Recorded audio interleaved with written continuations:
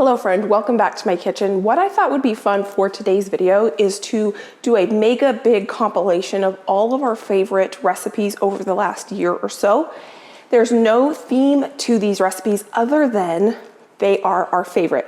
So Josh and I went through the videos where we made tons of different recipes in each video, and we cherry picked our favorite recipes out of those videos. And there's gonna be a little bit of everything. There's gonna be slow cooker, there's gonna be stovetop, there's gonna be one pot wonders, there's instant pot recipes, sheet pan dinners, and casseroles. And they are all going to be delicious. They're the ones that we think about, the ones that we've remade, and all these recipes will be linked down in the description box and timestamped. So if you want to jump around, because I know it's going to be a lot of delicious recipes, if you kind of want to get an idea of what we're going to be making, that list will be down there. So I hope you enjoy, and without further ado, here are the recipes. So for tonight's dinner, we are making a creamy sausage and pepper pasta. And so I ran out into the garden and I grabbed 2 green peppers, but you could use whatever kind of peppers you have on hand. And I grabbed 2 kind of smallish size onions. So if you have 1 large onion, go ahead and use 1 large onion. But this is the type of recipe that you can really adapt depending on what you have on hand and make it to your family's preferences. So tonight's dinner is this creamy sausage pasta sauce, and then we are going to make Salisbury steak, salsa verde chicken with a Mexican rice and corn salsa for sides, creamy garlic pork chops with potatoes, and a classic pot roast. So here in the crock pot for tonight's dinner, I'm putting in 4 sausage links, and these are a sweet Italian sausage, but use whatever kind of Italian sausage or sausage in general your family likes. I'm going to put those in the bottom of the crock pot, and then I top it with our onions and peppers. I season those onions and peppers with salt and pepper and garlic powder. And then we're going to smother this with 1 jar of the marinara sauce we made this year. This is the roasted tomato marinara sauce, but you could use whatever jarred marinara sauce is your family's favorite. I am so excited that I now have a go-to marinara sauce that I can make every year because this one is fabulous and it is our new favorite. I put this on high for 4 hours, and then I'm in the kitchen doing a bunch of canning projects all day. So I end up turning it on low for a few hours, and then I keep it on warm. And then when we're ready to eat dinner, I pour in 1 cup of heavy cream. I stir that in, and I get that sauce all mixed together. The sausage at this point is fully cooked. The onions are tender, and the depth of flavor we've achieved in this sauce is pretty incredible.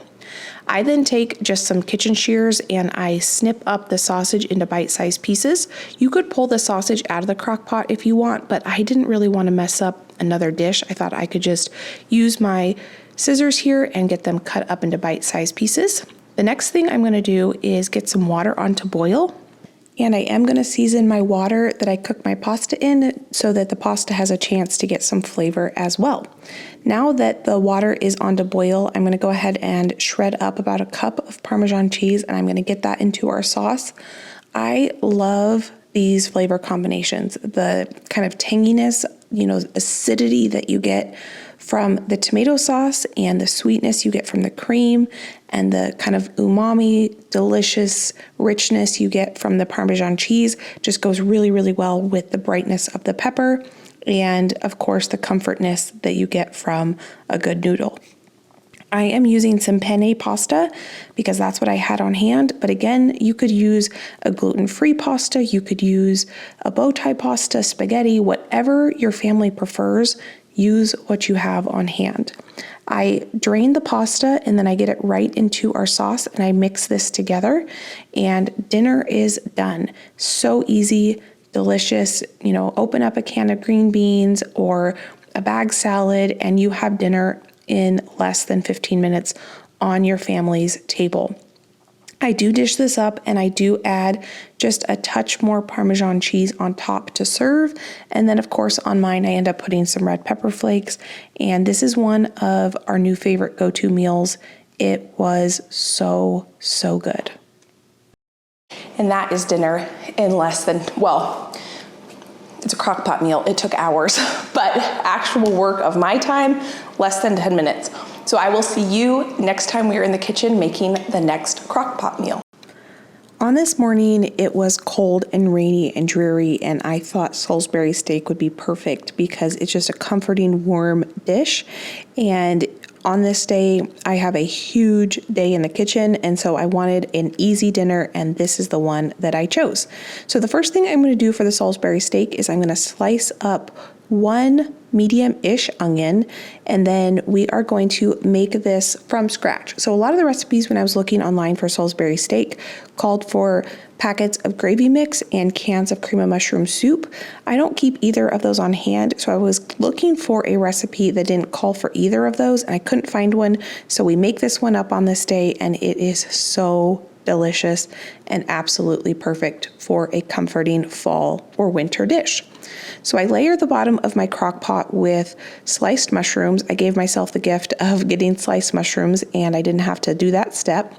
And then I'm going to layer that with the onions, and I season the mushrooms and onions with salt and pepper. Want to make sure that I'm seasoning each layer of the dish.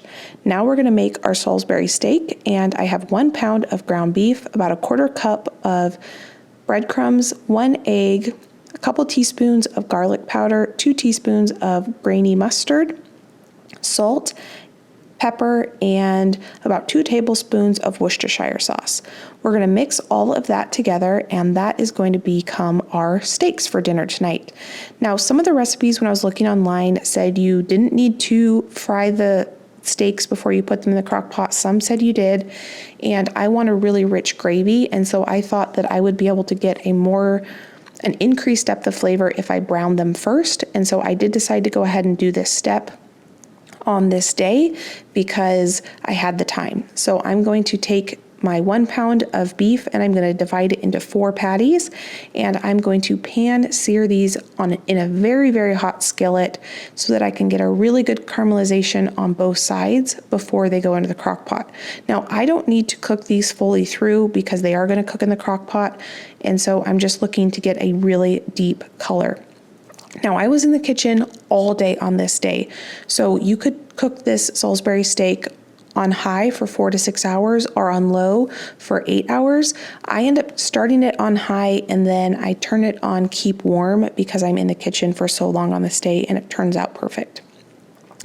Now here I'm going to deglaze the bottom of my skillet because it has all those brown bits on there, and I want that in my final gravy. So I take about a cup of beef broth and I use that to scrape up the bottom, and then I add in some onion soup mix in here. I'm going to stir that in, and then we are going to pour the beginnings of what will be the gravy onto our steaks, mushrooms, and onions. I don't want to add too much liquid because I know in the cooking process the onions and mushrooms will release some of their liquid. We're going to get the lid on, and it looks like I actually did start that on low. I do end up putting it on high, but I'm in the kitchen so I can kind of keep an eye on it. For the side dish for tonight's dinner, I'm going to make some mashed potatoes. So before I get ready for the day, I end up washing and dicing potatoes so that those, as soon as I'm ready, I can just turn the stove on and cook the mashed potatoes. Well, I have to say I am glad I started this dinner when I did because I just spent all day in the kitchen. I've got 2 canners going, I have 3 canners going, and I am going to be in the kitchen canning for quite some time. So I'm really excited. Oh, and I did put the potatoes on to cook. Now that our potatoes are cooking, and they're going to take probably about 20 minutes to cook, this is the perfect time to make the gravy. And we do need to turn the crock pot back on high. I had turned it down to keep warm because they were done and I didn't want it to overcook. So to make the gravy, we're going to make it right in the crock pot, and that's one reason why I wanted to pan fry the patties so that we could get a really nice, rich, deep gravy. I added some heavy cream to the crock pot, and you can see how nice and caramelized the mushrooms and onions are at this point. That's why I wanted to put the mushrooms and onions on the bottom of the crock pot so they would be as close to the heating element. And then we're going to thicken this gravy with a little bit of starch. I have tapioca starch, but you could use a tablespoon of cornstarch, arrowroot powder, tapioca starch, whatever you have, with a couple tablespoons of water. We're going to mix that into the bottom of the crock pot. We're going to put our steaks back into the crock pot, and we're going to kind of nestle them in there I'm going to put the lid back on, and then we're gonna let this sit until the mashed potatoes are done on high so that it can thicken up nicely. I made up just very, very simple mashed potatoes with a little bit of butter, salt and pepper, cream, and that is our mashed potatoes. And we're gonna serve our Salisbury steak right on top of our mashed potatoes. If you like your steak on the side, serve it on the side, but you can see how rich and velvety and delicious this gravy is. And then we're going to top it with a steak. Sorry if you can hear my canner. It's venting. Let's give this a try.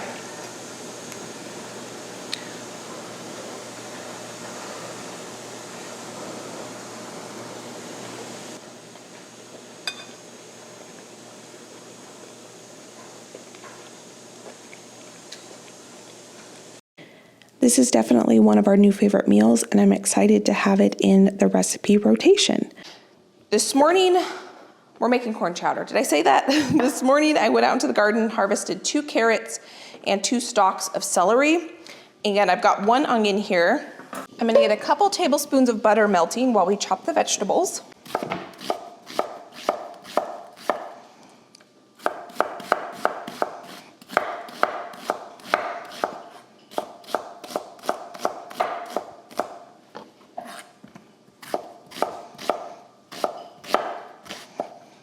I think I'm probably only gonna cut 1 of those carrots because I don't wanna make a huge amount of soup. I like to cut my celery pretty small, so I'm gonna run my knife lengthwise down, and then we'll just chop it. Yeah, I think I'm gonna just cut this big one, and these 2 little ones I'll put over here, and we'll use those for snacking.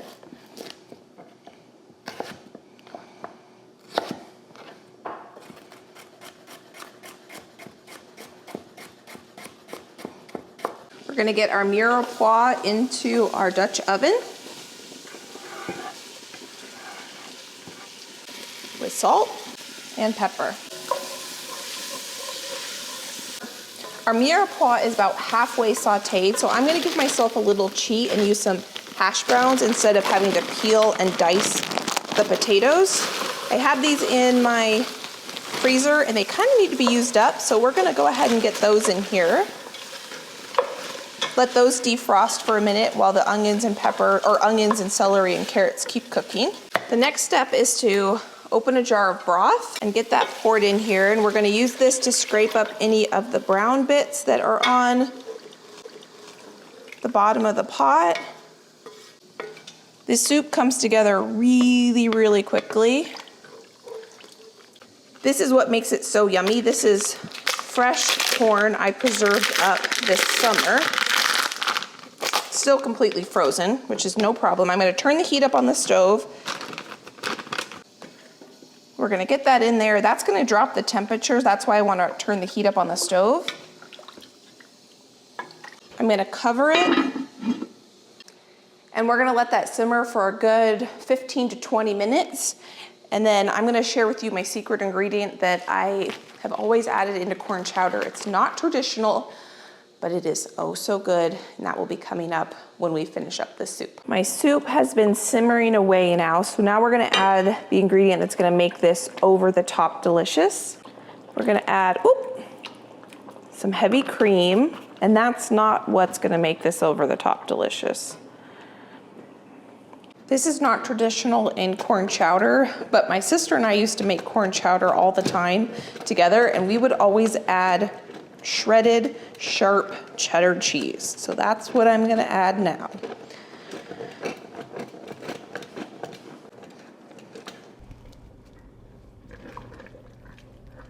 I'm gonna take the immersion blender and just zip it a couple times in here.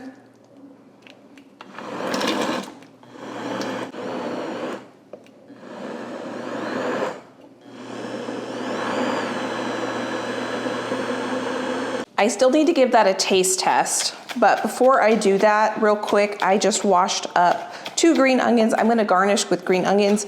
I think the fresh green onions with the rich creaminess of the soup really just brings it over the top. So let's go ahead and give this soup a taste test now. Dinner is coming together in less than 30 minutes.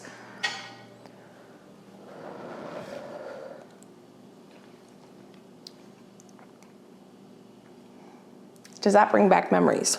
My sister and I used to make corn chowder. We lived together at my parents' house when we were in college. And we used to do a lot of cooking. We would find different recipes, sometimes completely random recipes we've never tried, and then sometimes they were tried and true. And if we were doing a tried and true recipe, it was always corn chowder, was kind of our go-to. And I don't even think I've ever made corn chowder for Josh. So let me show you how I'm gonna dish this up. See how rich and thick that is? Oh my goodness, this is gonna be such a good dinner. So there's the soup. And then we're gonna put a few green onions, and we are going to top it, yes, with a little bit more cheese. I'm gonna give this one more bite just because it's so good, and then I'm gonna dish up Josh and I's, and we're gonna go sit down and enjoy this warm, comforting fall meal.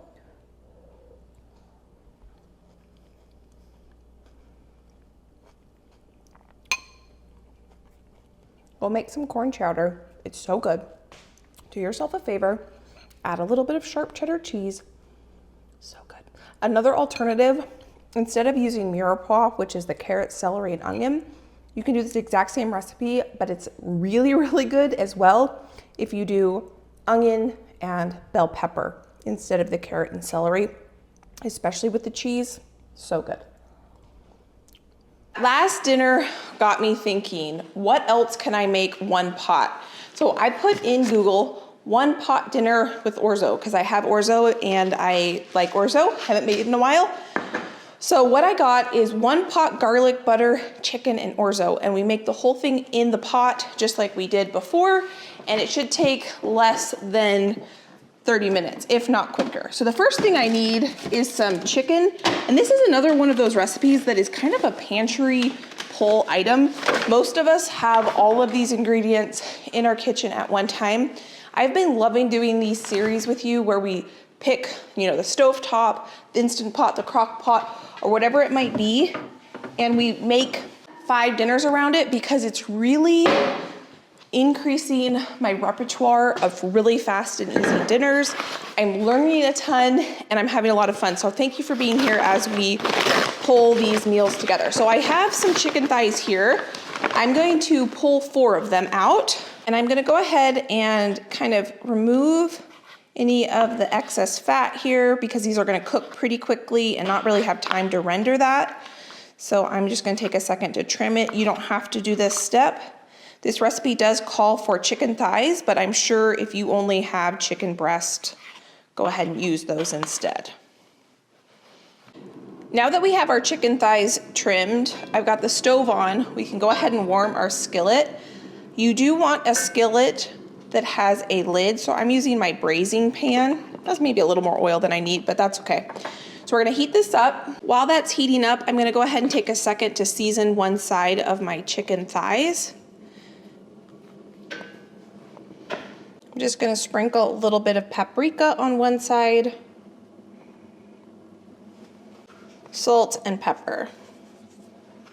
I'm gonna season them on one side, and then I'll put them seasoned side down in the frying pan. And once I've got them in the pan, then I will add the seasoning to the other side of the chicken thighs so that we can have both sides of the chicken thighs nice and browned.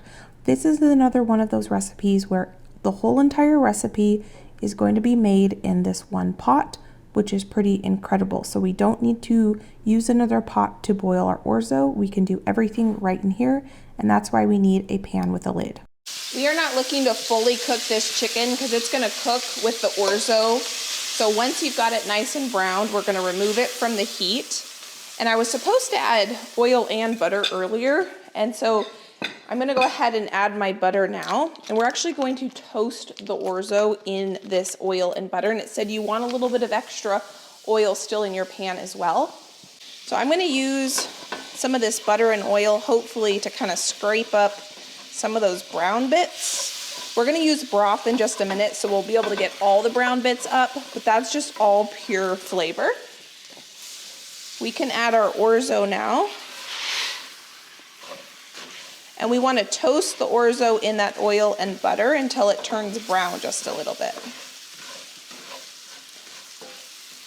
I think I'm going to let that just sit there for a minute, and I'm not going to stir it at all.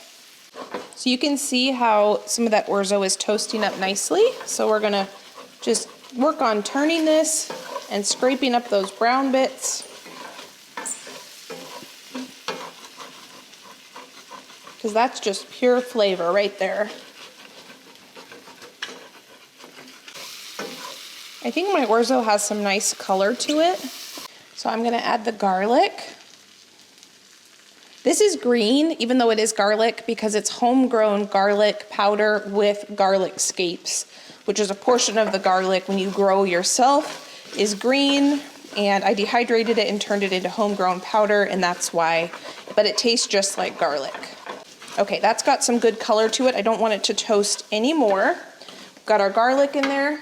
I just opened up 1 jar, so 4 cups of chicken broth, and whoop, that's hot.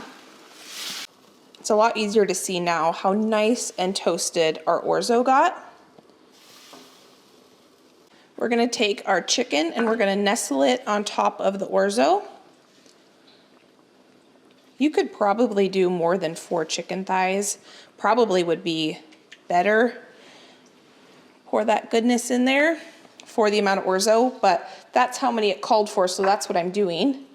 And then we're gonna put the lid on it and have it simmer for 20 minutes.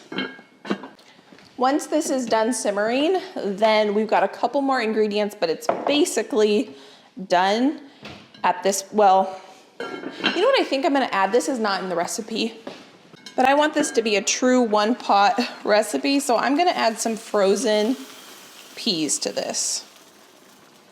If you had spinach, I think spinach would probably go really well in this as well. So now we're gonna put the lid back on and let that simmer for 20 minutes. I did end up putting this on a smaller burner so it could simmer a little bit slower, and I stirred it about twice through the cooking process just to make sure it wasn't sticking. The chicken is fully cooked through. I checked its temperature and it's at 165 degrees. So now what we're gonna do, because the orzo is cooked, chicken's cooked, we're gonna take Parmesan cheese and just cover the top with Parmesan cheese. You could even put a little bit of cream in here if you wanted. I'm gonna put the lid on just so that that can kind of melt a little bit. I'm gonna turn the heat off and I'm gonna let the residual heat melt that cheese. I think it should be done. Oh my goodness, yes. Let's give this a little taste test. Josh is not quite ready for dinner yet, so we're just going to give it a try. Let's get a little piece of chicken here. I'm gonna put the lid back on so it stays nice and warm for when Josh is ready for dinner. Oh my goodness. It smells so good. I am so glad I decided to add the peas because that just made it a totally 1 pot dinner. I need to grab a fork so we can cut into the chicken. The chicken is so tender. That's the beauty of chicken thighs. I love using chicken thighs because it's really hard to overcook them and make them dry. But I'm sure you could substitute, if you prefer chicken thighs, you could substitute chicken thighs in this recipe. Okay, we're gonna make a perfect bite. We've got some cheese, some peas, some orzo, and let this cool off for just a second, and then we're gonna try it. I did add the paprika too. So the paprika was my addition because I don't have any cracked black pepper right now. And I didn't feel like pulling out my blender or my mortar and pestle to do that. So I substituted paprika, and then maybe tomorrow I'll grind up some pepper. I have pepper in my house, I just don't have any ground.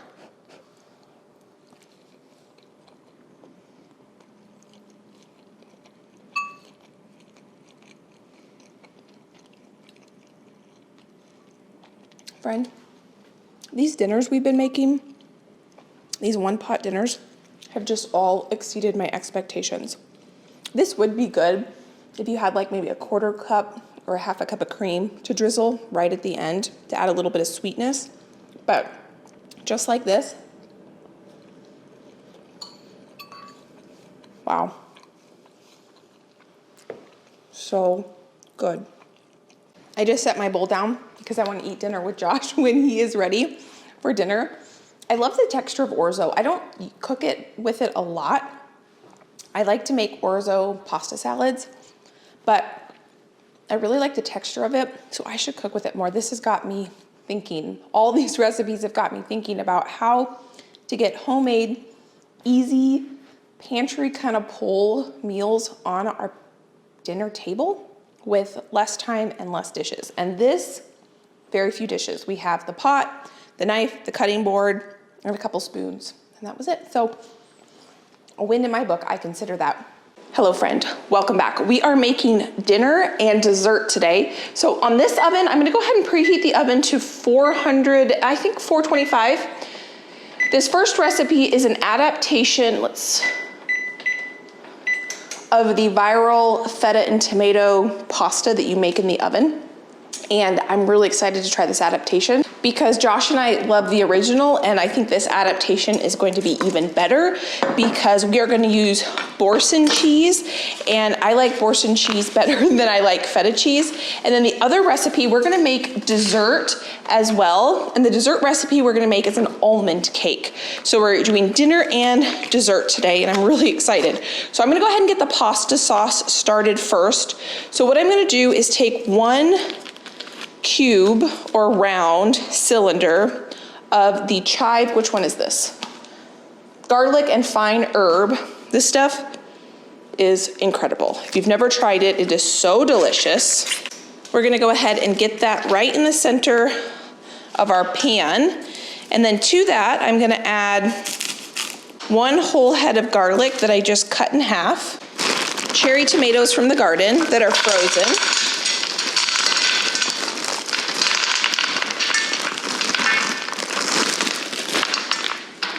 I did wash these before I put them in the freezer. The original recipe doesn't call for onion, but I had this little onion that was already peeled in my fridge, so I'm gonna go ahead and add this. I think this will add nice flavor. Josh and I love onion. I'm gonna take the onion and just sprinkle it around. I'm gonna take some garlic infused olive oil and put it all over the top. Season this with salt. I'm gonna go ahead and mix all this together. I froze cherry tomatoes whole like this for applications exactly like this. So my oven is still preheating, but I'm gonna go ahead and get this in the oven and let this bake for a good 35 to 40 minutes. Now that we have dinner in the oven, let's go ahead and get this oven preheated to 350 for our almond cake. This cake is gonna come together so incredibly quickly. I just cut a piece of parchment paper to fit the bottom of my springform cake pan. And this is probably the easiest cake recipe I've ever seen. We're gonna go ahead and grease the whole thing. I'm gonna set this aside while we put our 4 main ingredients together to make this cake. So the first thing we're gonna start with is 4 eggs, but just the eggs, not the shells. I'm gonna get the shells out. See if I can do it better this time. No, my goodness. Get that out. Let's see if I can do it better this time. There we go. 1 more. Goodness.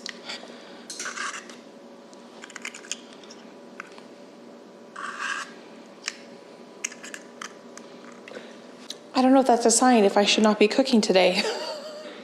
We're gonna keep going. I know how to crack eggs, but apparently not that well. Now we're gonna add the zest from 1 lemon, and I did wash this lemon because I'm using the peel, not the inside.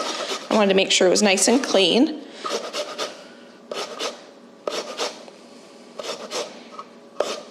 This is the perfect cake if you need something very quick. Now we're gonna put a 1/2 cup of sugar in there. That's just white sugar, and I'm gonna whisk this together.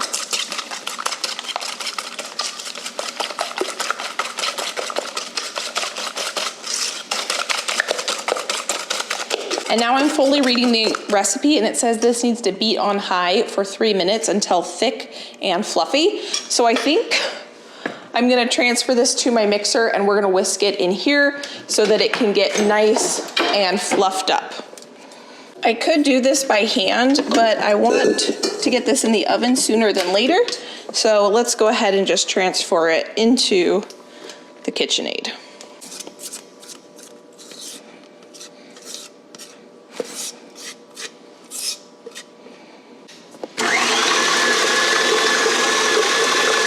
I just reread the recipe and I've done this completely all wrong. I'm trying to talk myself into saying that this is okay. I could just add my almond flour and bake this as a cake, but I'm gonna start over. We're gonna do this correctly. I've reread the recipe now thoroughly, and we're gonna make this cake correctly. For the lemon cake, we are gonna separate 4 eggs. Oop, I wanted the whites actually in this bowl. So we're gonna put 4 egg whites in our stand mixer. Get that in there. Our yolks are gonna go in here. We're gonna use both parts of the egg, but we're gonna use them separately.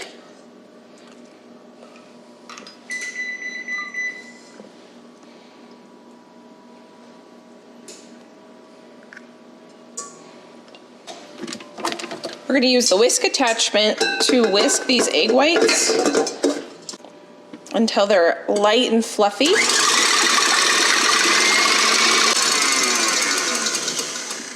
That only took a minute or 2, and we've got this beautiful egg white mixture. This cake does not have any chemical leavening agents in it, so it doesn't have any baking powder or baking soda or anything like that. We're gonna get all the lift from the cake from these egg whites. So I'm gonna get these egg whites into this bowl just because I need the stand mixer again.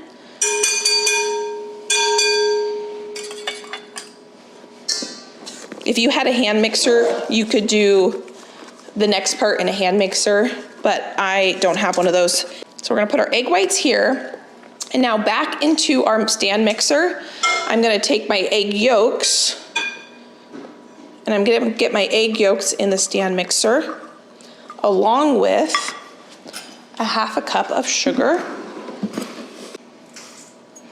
And now we're gonna whisk this together for 3 minutes on high.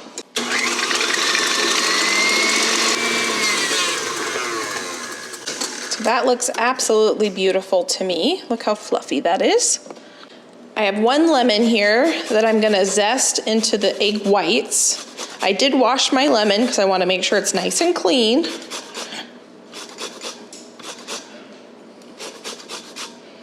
To our egg yolk mixture, we're gonna add 1.5 cups of almond flour. So this is a gluten-free recipe. If you're gluten-free, this might be a really good recipe for you. I'm gonna fold this into our egg yolk mixture, trying to keep as much air in there as possible. I'm also gonna add a little bit of salt. Once I have the flour mixed into the egg yolk mixture, then we can fold this mixture into our egg white mixture. We're gonna do this in sections so as not to completely deflate our egg whites.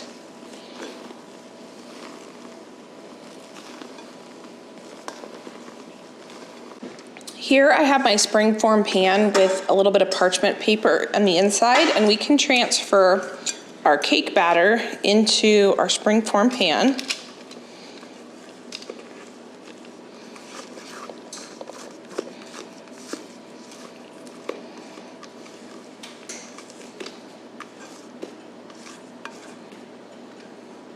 Now we're gonna take our cake and put it into a preheated oven, and we're gonna bake this for about 35 minutes. If you have, which I don't but the recipe calls for it, slivered almonds, you wanna sprinkle those on now. I don't have those. I think those would be delicious. I think they would add a nice crunch, but I don't have any, I don't think. Let me check. No slivered almonds to be found in my house. Josh, I think, will actually prefer it without the almonds because it'll be all soft, and he doesn't always love the crunch that nuts bring to desserts. So this is going to be absolutely delicious. I think it's gonna be a super simple cake that with a cup of coffee after dinner, yum. Our pasta sauce is almost done, so I'm gonna get some water on to boil. This smells incredible, and we are ready to take it out. Oh my goodness, look at that. I'm trying to decide if I'm gonna blend it. I think so. But before I blend it, I need to Get the garlic cloves out of the paper. They're tender and smell incredible. If I just push on this, they'll start to come out. It's so hot.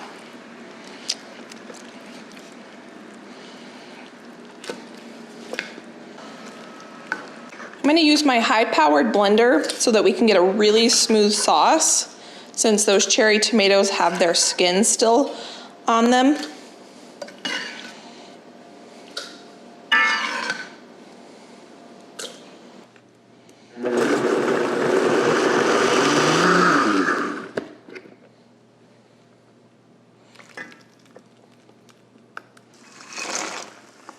I think our cake is done. Oh my goodness, that looks beautiful. Got a nice golden color to it, a light lemony smell. So we're gonna let this cool. I think I'm gonna get it on a cooling rack. I'm gonna try to remove the cake from the springform pan. I'm just gonna run a knife along the edge. Just kind of try to break that seal. I think we've got it now. Here we go. Oh my goodness, it's beautiful. And we're just gonna let that continue to cool, and then I'll decorate it with some powdered sugar. I think our noodles are done. Let me taste one to check.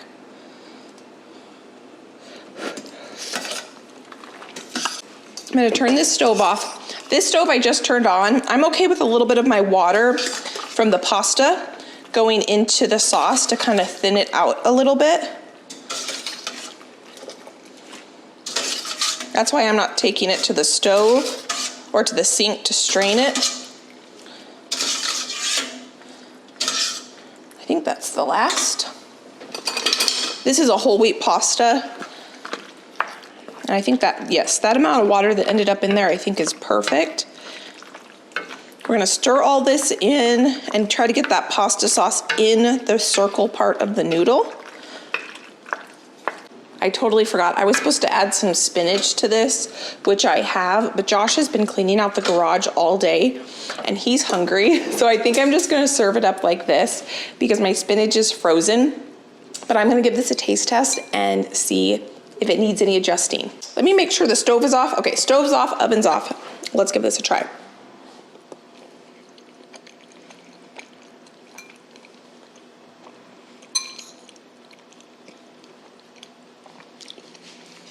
That is incredible. That is one of the best pasta sauces I have made in a long time. And it was incredibly easy. You can taste the garlic, but it's not like hit you in the face garlic because the garlic had time to kind of roast and sweeten and mellow out. The tomato flavor is extraordinary and the cheese flavor is coming through so strong. You would think there was Parmesan cheese in here because it's so rich, so good. You would think there's cream in here too, but you saw what went into it. I'm gonna call Josh in and we're gonna have a wonderful dinner.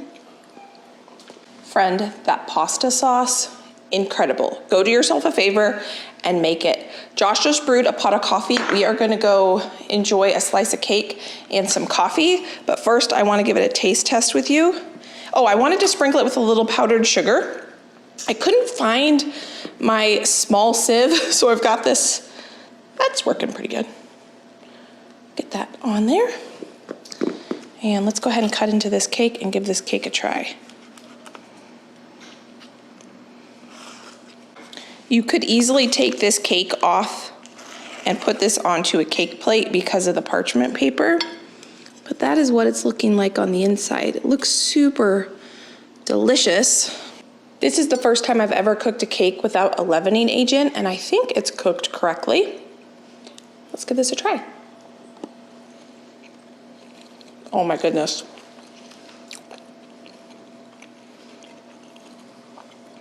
That is so tender. It's not dry at all, not overly sweet, and hardly, it's just like this kiss of lemon. If you don't like lemon desserts, you would still probably really like this because it is very mild. You could, I'm sure, flavor this with skip the lemon zest and add almond extract and a little bit of lemon extract, and that would be really good too. This is so delicious. Okay, I'm gonna set that down. I'm gonna pour Josh a cup of coffee. I'm gonna go ahead and slice him up some cake. We're gonna go sit down and relax. I just wanna thank you for being here as we made all these recipes. I love pushing myself and trying new things because sometimes you never know what your next family favorite or staple recipe will be until you try it. And sometimes you don't even know how easy they're gonna be. Like the pasta we made tonight, so easy with such incredible depth of flavor. So I'm gonna go ahead and get in my pot some chicken thighs and chicken breasts. We are gonna make chicken and dumplings tonight for dinner, but not the flat dumplings. We're gonna make the nice pillowy puffy ones. And this just sounds so delicious and cozy. I've never had the dumplings when I make dumplings this way to turn out nice and puffy and pillowy. So I'm excited to see if we can do that today. One thing I should have prepped a few more of yesterday was carrots. So I'm gonna take a second and chop up an onion and some carrots while this browns. And we've got some salt in there. So we're gonna let this just cook here while I do some veggie chopping. Our chicken is nice and cooked, so now we can add the rest of the ingredients, which is a little bit of butter or a lot of butter. We're gonna use that to make our roux. I don't wanna add the garlic next. I'm gonna add some of the celery that we processed yesterday. I'm just gonna eyeball this.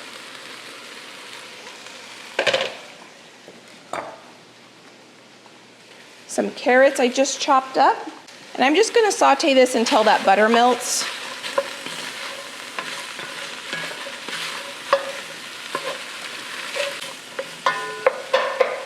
I almost forgot onions, and at this point I'm not gonna chop any, so I'm gonna use some of my frozen onions, and we're gonna saute those down.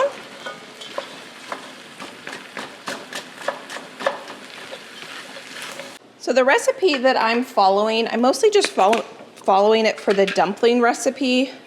And so it calls for a bunch of herbs. I like my chicken soups and things to be a little bit more just chicken flavored and not a bunch of herbs. So I'm gonna keep that out, but I did just add a bunch of garlic. And now I'm gonna add some flour, and we're gonna cook that for a minute, and then we will go ahead and get the broth in. And then I'm just gonna let this cook and kind of tenderize the meat, tenderize the veggies, and then we'll make the dumplings. Something interesting this recipe says though is to put just a teaspoon of hot sauce in it, which I think sounds really good, and some Worcestershire sauce, which I have never seen in anything chicken-based, really, I don't think. So I think that's gonna be really good. And it looks like it's time to add our broth. And I'm gonna have that broth scrape up any of the brown bits, and then I'm gonna put the lid on this and just let this simmer until it becomes really nice and stew-like. I am gonna add peas, but I'm gonna add peas once this simmers because I don't want my peas to get overcooked.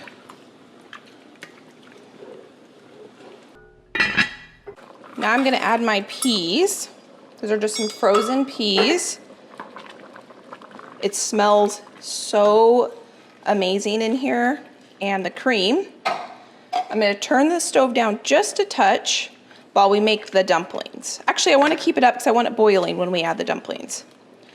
I've got all the ingredients out we need to make the dumplings.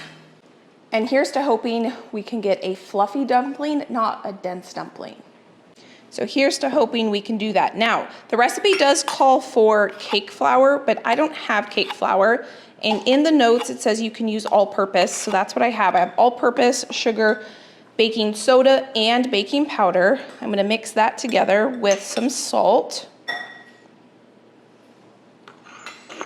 And we're supposed to, and some garlic powder. And we're just supposed to mix this together until nice and well combined, because once we add our wet ingredients, we're supposed to just barely fold it together. So here I'm gonna add 3/4 cups sour cream, which I've never seen in a dumpling recipe before, so I think that is interesting. So we're gonna get that in here, along with some melted butter. and a 1/4 cup of milk. Now we're just gonna fold this together. It probably would have been good for me to mix the sour cream, the milk, and the butter together before adding it.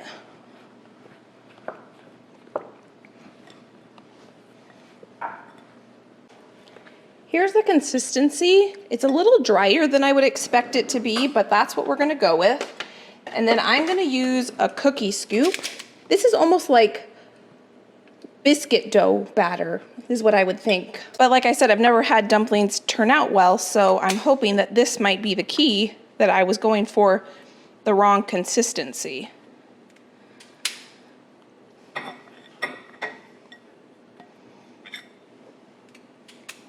I want to turn that up a little bit. I want to make sure it's nice and hot to cook these dough balls.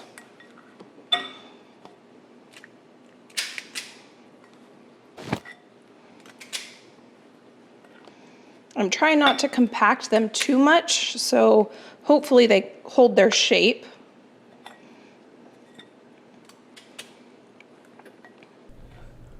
Once I get all the dumplings in here, I'm going to put the lid back on and I'm going to let this simmer for 12 to 15 minutes. And that is what is going to fluff up these dumplings and get them cooked all the way through. Could not have been better timing. I just heard Josh pull up and my timer went off. So we get to give these dumplings a try and see if I was successful. Wow, they really plumped up quite a bit. I'm gonna get a little bit of the sauce as well.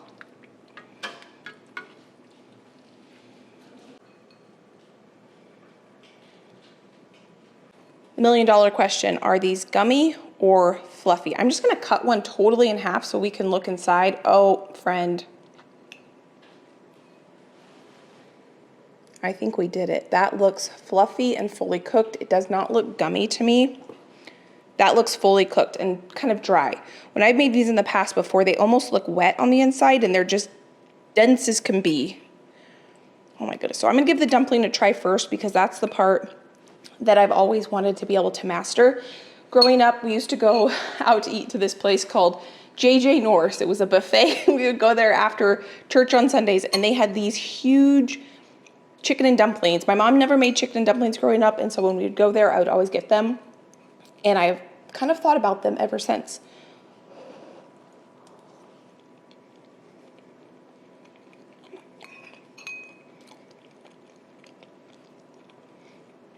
Okay. I think I found my go-to dumpling recipe. That is so delicious. I really like the garlic added. I love garlic, but I might try it next time without the garlic. But the texture on that, perfect. I'm so excited for dinner. It has been a very long day in the kitchen. Josh just got home, so we are gonna sit down, enjoy this on this really rainy, kind of gloomy day. And we'll see you next time we are in the kitchen making a cozy winter soup. We are going to make a honey teriyaki noodle with yakisoba noodles that I think is gonna be fantastic. So I just got my crock pot. It's morning. Let's go ahead and get dinner ready right now. Now this recipe is written by the same person who wrote the last recipe, and he is in the UK. So some of his measurements are, so for the chicken, it says 400 grams of chicken. I'm not sure how much that is. So I just opened one package of chicken thighs. And I've got one package of chicken thighs here, which is 3 pretty large chicken thighs. So we're just gonna go with this. And let's see. It just says add them into the crock pot. So we'll probably end up shredding them later. So I'm gonna put them on the bottom of the crock pot after I just cut off some of the excess fat, because I don't really want that if it doesn't totally render out in my final dish. Yakisoba noodles are one of Josh and I's favorite, and that's what we're gonna be putting in this after we cook the chicken in a delicious kind of homemade teriyaki sauce. So in the bottom they go. I'm gonna go wash my hands. So now we're gonna make the teriyaki sauce, and we're gonna make it with honey. My honey is completely crystallized. And I'm just gonna eyeball these measurements. So basically it's equal parts honey to dark soy sauce. So I did have to buy dark soy sauce for this recipe because I didn't have it. I've never used it. I've seen it so many times in so many different recipes, and I haven't made the recipes because I didn't have it. So I finally figured it was about time to get some dark soy sauce in my house. I've never tasted it, so I don't know the difference, but I think it's supposed to be a little less salty than traditional soy sauce. So I need 7 tablespoons of honey. So now we've got our honey here. I'm gonna go ahead and put this in the microwave to melt this. I don't mind if this is raw honey, if it heats up, because we're obviously gonna heat it up in the crock pot. And I'm gonna go ahead and put one of our knobs of ginger in this so that it can go ahead and melt while it's in the microwave as well. To finish making our sauce, the recipe says to put a whole lot of garlic, and it just says a whole lot. So I'm gonna put that much, or maybe I'll just go ahead and put all of this, because we're gonna end up putting a lot of noodles in this. And then we need sriracha, 4 tablespoons. Our dark soy sauce, so this is what I bought. I've got to go ahead and open it. It smells like soy sauce. I'm gonna taste it.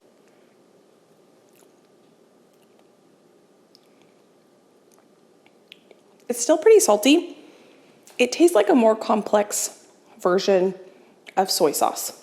I'm sure you could use regular soy sauce if that's all you have. And I'm gonna put equal parts of the soy sauce to the honey. And then I'm gonna put some hoisin sauce, which is gonna add a little bit more sweetness too.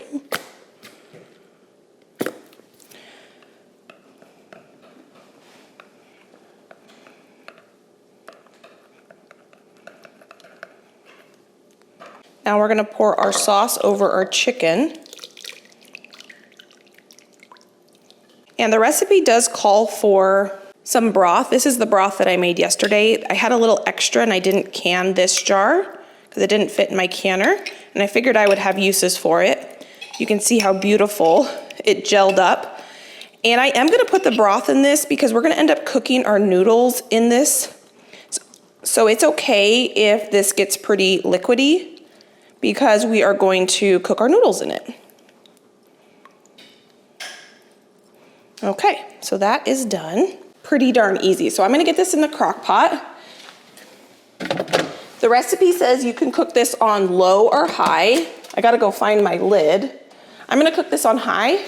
So we're gonna get this on here and let this cook. This is what I canned up yesterday. I need to put what it is and the date on it and get this on the pantry shelf. But before we totally call it for dinner prep, I'm gonna go ahead and get our veggies prepped so that when it's dinner time, I can just throw this in the oven. We're gonna have some roasted broccoli for dinner. I thought about steaming this, but I think I'm just gonna go ahead and roast it because that is our preferred method. I got this at the farmer's market this weekend. I'm just gonna put it into some florets. I did already wash it. I like the stem, so I'm gonna go ahead and just slice this up too and roast that. I almost prefer the stem actually of the broccoli.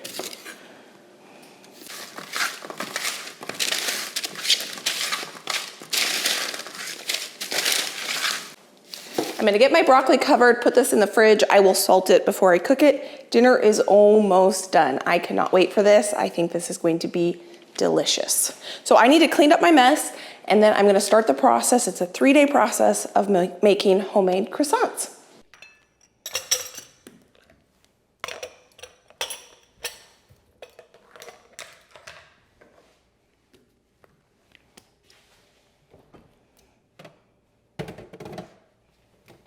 This did not take very long to cook up, and there's quite a bit of liquid in here. The recipe says if you're gonna cook the noodles in here to add another cup of broth. I don't think we need to add any more broth to this. I'm just shredding up the chicken right into the crock pot because I don't want to take it out and messy up another bowl. I know that this will break down a little bit more as I mix the noodles up, so I'm gonna keep them in pretty decent sized chunks. But it smells incredible, and I did taste this sauce and it is delicious.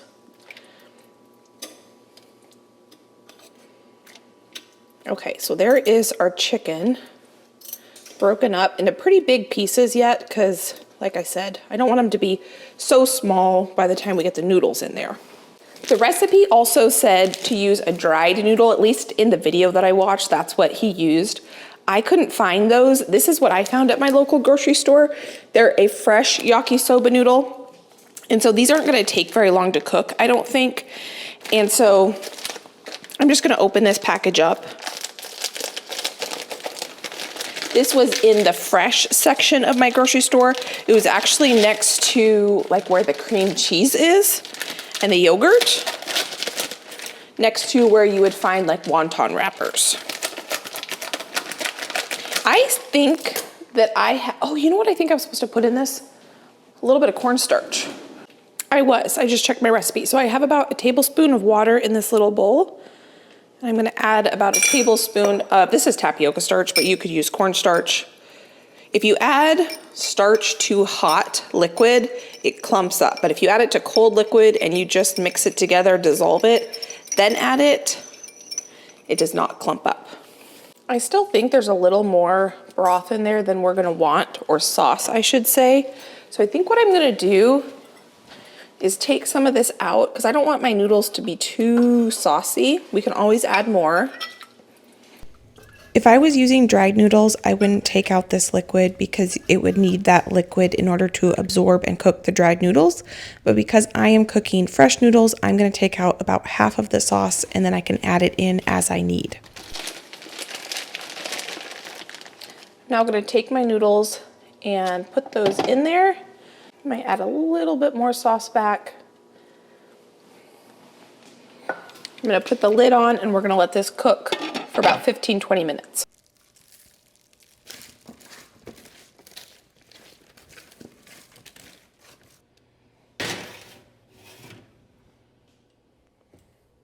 I'm just gently trying to stir this. I do not want the noodles to get all broken up.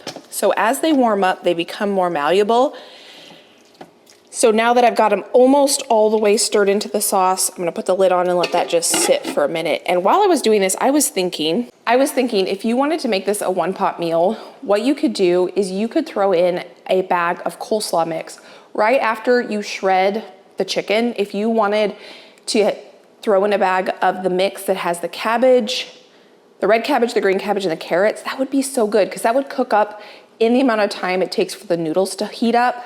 I would probably throw that in over the chicken and then put the noodles on the top and call that done. If you wanted it to be like 100% one pot wonder, if your family likes to have a vegetable when you have dinner, and then you wouldn't have to worry about like steaming broccoli or roasting broccoli or making green beans or whatever. But I didn't think about that until just now. So we're having broccoli on the side, which is almost done. I've got a mess I need to clean up from making the croissant dough. So I'm gonna get that cleaned up, hopefully in the amount of time it takes for those noodles to finish cooking. Here is the final dinner. I'm glad I took some of that sauce out, because then the noodles aren't super soupy. So they absorbed the liquid that's in there. So I'm gonna turn this off and I wanna give this a taste test. Josh is not quite ready for dinner yet. So I'm just gonna give this a quick taste test and see how well it turned out. I think the residual heat, I just turned it off and put the lid on it. We'll keep it nice and warm until we're ready to eat dinner. But this looks so good. Josh and I love noodles like this, and that was extremely easy. That probably didn't even take 10 minutes of my time.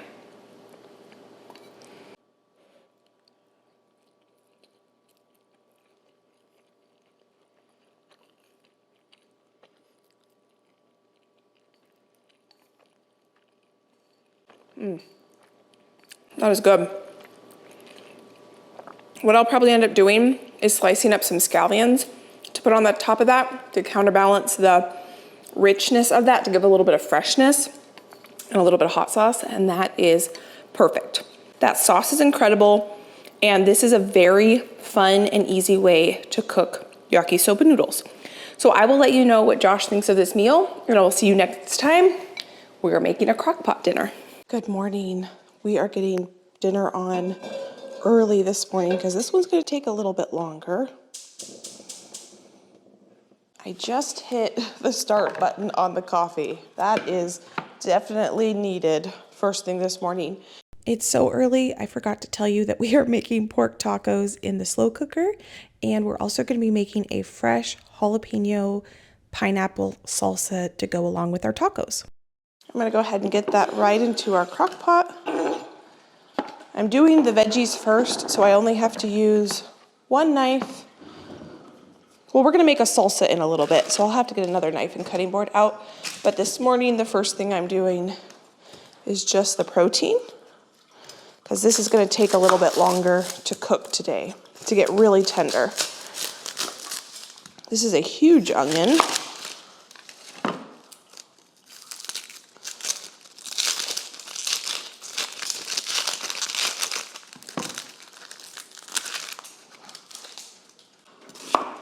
I'm going to eventually take this out. This is more for just flavor, so I can cut these pretty big. So I have a pork loin here, and I'm just trimming off some of the excess fat that I don't want really cooking down into the final product. I do want some of it because I do want some good flavor from it, but I don't need quite that much. And this would take absolutely forever to cook down in the crock pot if I left them whole. So I'm going to go ahead and cut it down just a little bit, mostly just so that we can cook this a little bit quicker in the crock pot, and so that we can get more surface area browned on the stovetop.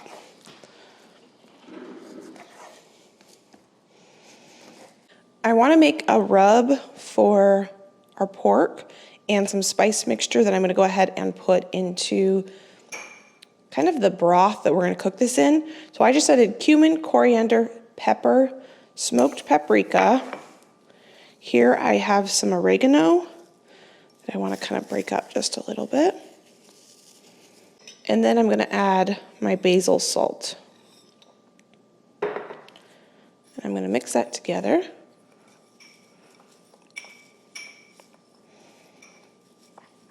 I think I'm going to go ahead and add some paprika, that's smoked paprika, and some onion powder as well. So that right there is going to be our rub for our pork.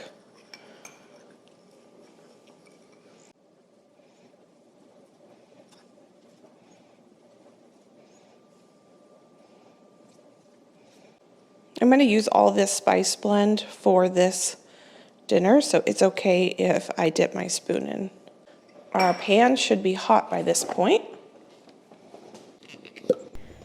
I'm going to put a little bit of oil into the bottom of my cast iron, and then I'm going to go ahead and sear my pork on two sides.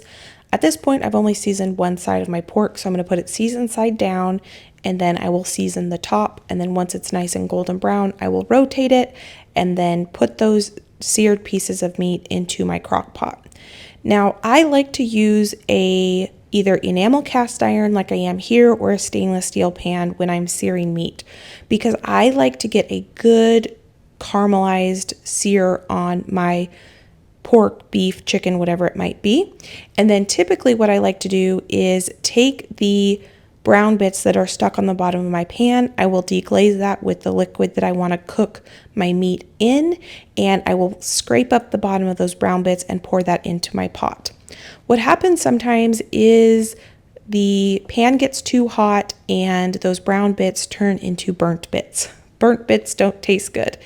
And even if you're not going to use those pan drippings, which I'm not going to end up using the seared on bits because they're too burnt and they would impart a bitter flavor into our final dish, I'm still going to show you how I'm going to deglaze this pan for easy cleanup, because stainless steel and enamel cast iron can be a pain to clean sometimes, but not if you do this step. So I would normally deglaze this and put this in here, but it got a little too dark on me. So I don't want to add any burnt bitterness to it, but I'm still going to deglaze the pan. Not because I want to add these drippings into our crock pot, just because this is how you clean a pan with really stuck on bits. So I want a non-stick pan to create this beautiful crust on my meat, because that's great flavor. But sometimes it could be a pain to clean. If you let that cool and sit, it would be so much time scrubbing. And just that little bit of deglazing, turn that off. I'm going to show you how good this looks. I can see I've got a little bit more scrubbing right here. It's easier to do while it's hot. Obviously that still needs to be washed, but that's not going to be very hard to clean that because we deglazed it. So now we're going to add the liquid that we're going to actually cook this in, and I'm going to use pineapple juice because we're going to be making a pineapple salsa to go with this. And this is going to add some really good sweetness. And I have some freeze-dried garlic. I am completely out of fresh garlic.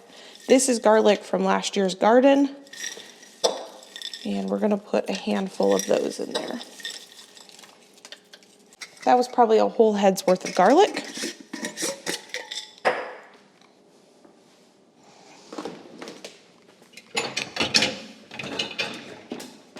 Lid on.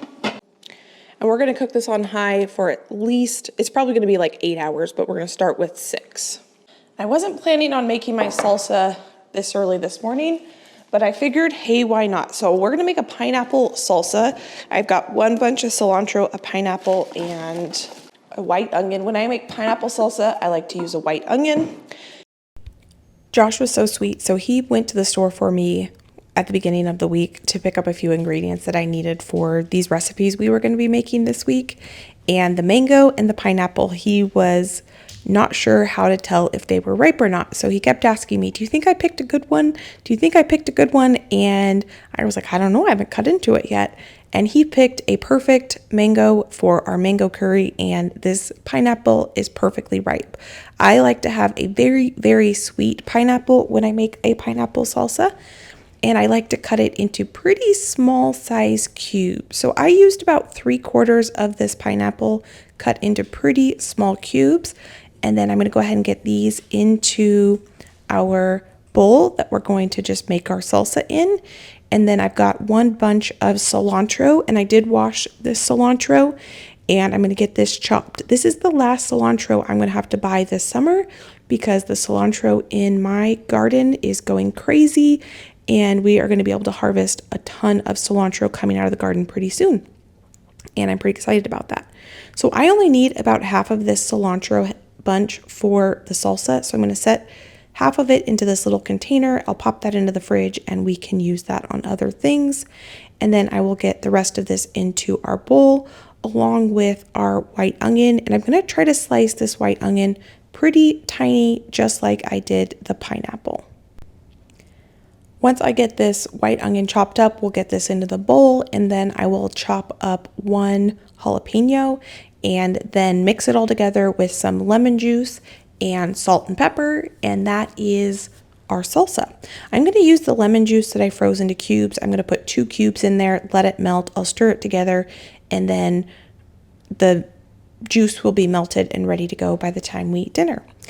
This just screams summertime to me because it's just fresh and bright, and tacos throughout the summer is definitely a staple.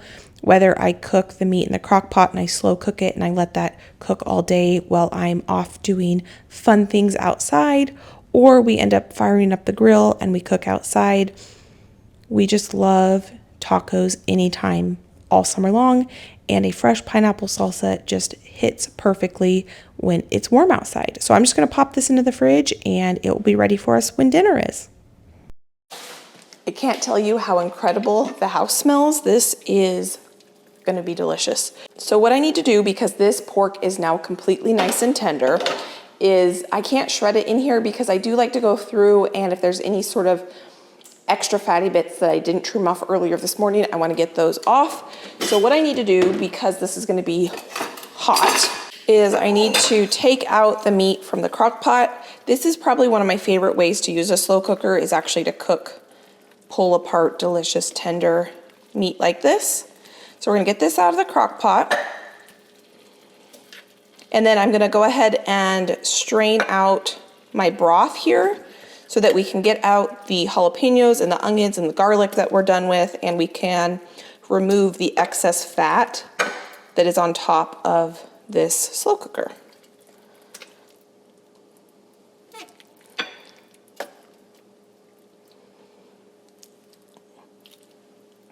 You could absolutely leave the roast whole if you wanted, but I chose to cut it so that it would cook a little bit quicker. I'm gonna turn my slow cooker off just for a minute. I'm gonna grab my fat separator.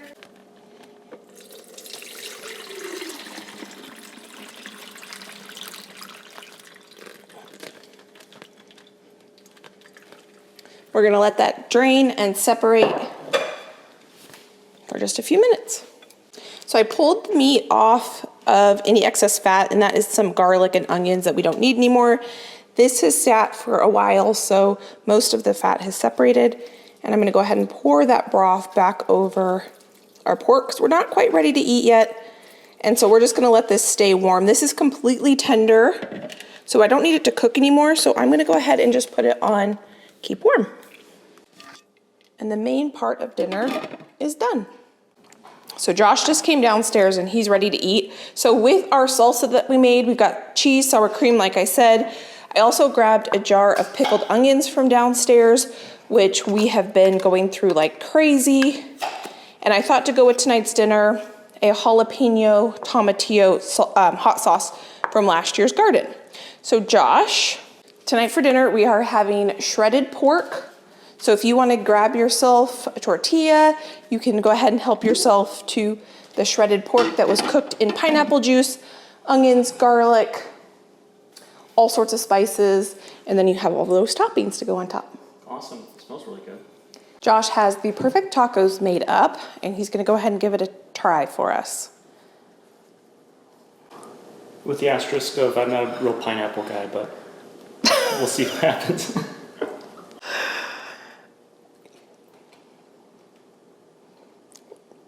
That's great. You like it? Doesn't taste like pine or apple. He said it doesn't taste like pine or apple. It's good. You like A it? little sweetness to it. And today we are making dinners in a bowl. It's actually gonna be an entire week of recipes of dinner in a bowl. So this first dinner that we're gonna make is going to be Korean beef, and the beef is gonna come together so quickly, I think we're gonna have it done before the rice is even cooked. So the first thing I wanna do is start by cooking some delicious sticky rice in the Instant Pot. It's my favorite way to cook rice. So I'm gonna measure out my rice into my colander so I can go rinse it under some cold water. Okay, we've got 2 cups there. I happen to have a pound of ground beef thawed, so that made tonight's dinner that much easier. Do you wash your rice? I know it's kind of a controversial thing. Some people say absolutely wash your rice, some people don't.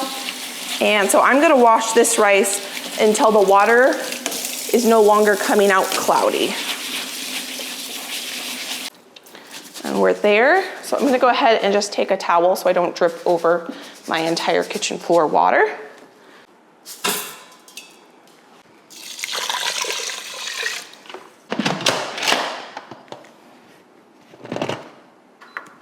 Now that our rice is cooking, I'm gonna actually go ahead and move on to the vegetables next, because these are not gonna take very long to make. And I want them ready once our beef is done, because that's gonna come together again really quickly. So I've got a cucumber here, and I think I'm gonna go ahead and pickle a red onion with it too, just because we love pickled onions. And I'm gonna slice this super thin. And all these dinners that we're gonna be making are gonna be, well, some of them I haven't made before, but I did a lot of research and I think they're gonna be delicious. They all have a base of a starch, whether that's rice, quinoa, couscous, a pasta. They're gonna have a heavily seasoned protein, a ton of crunchy, yummy, delicious vegetables, and a good sauce to go on the top. I love this type of meal, and I'm really looking forward to these recipes that we're gonna be making this week for dinner. So I'm just gonna peel my red onion. The base could be substituted for like cauliflower rice or things like that.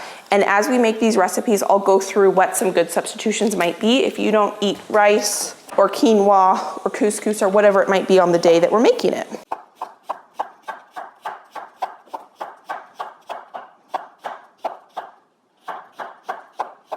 I went with an English cucumber because the skin's a little bit more tender and we like the flavor of the skin.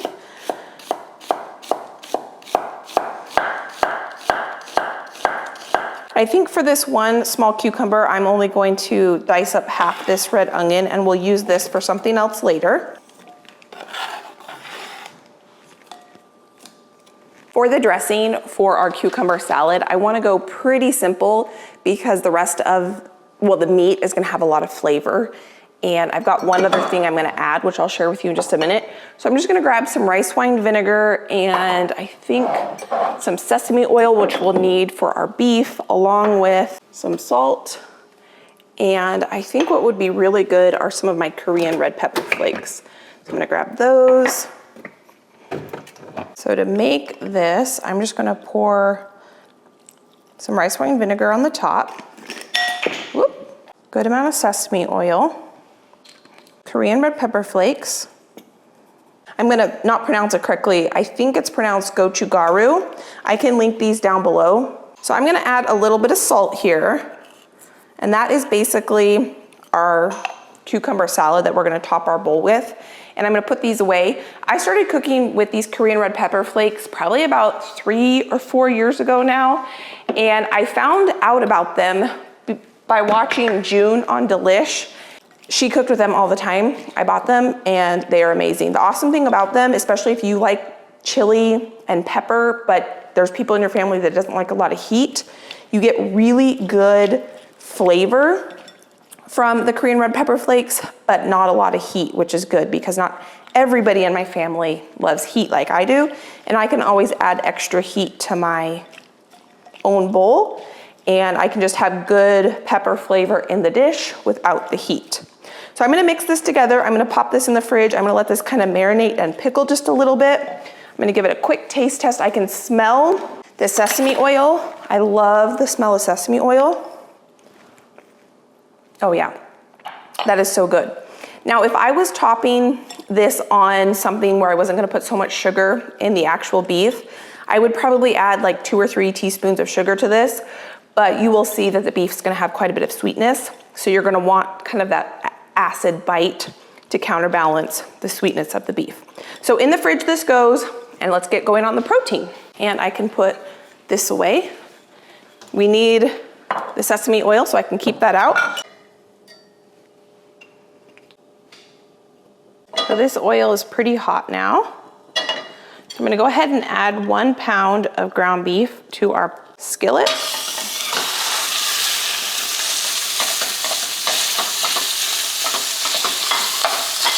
I want to build a lot of flavor in this ground beef, so one way to do that is to brown it and sear it until you get a dark caramelized crust on the bottom of your ground beef. You don't want the ground beef just to be brown. I want to brown the ground beef. So I kind of moved it around in the pan a little bit, and I'm not going to touch this. It's going to stick to the bottom of the pan.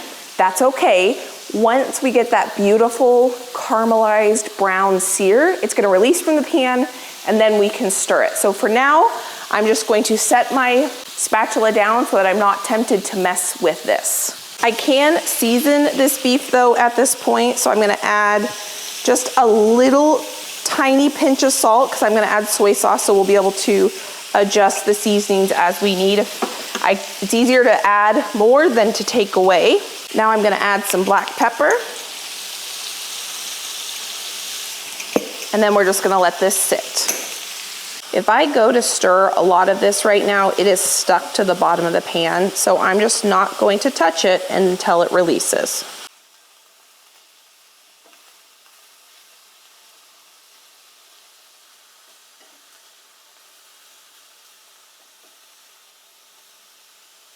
So here you can see where we've got the really beautiful caramelization. Some of these smaller bits are nice and caramelized. And I wanted to keep some of the pieces of beef on the little bit bigger side. So now what I'm gonna do is start adding our flavoring.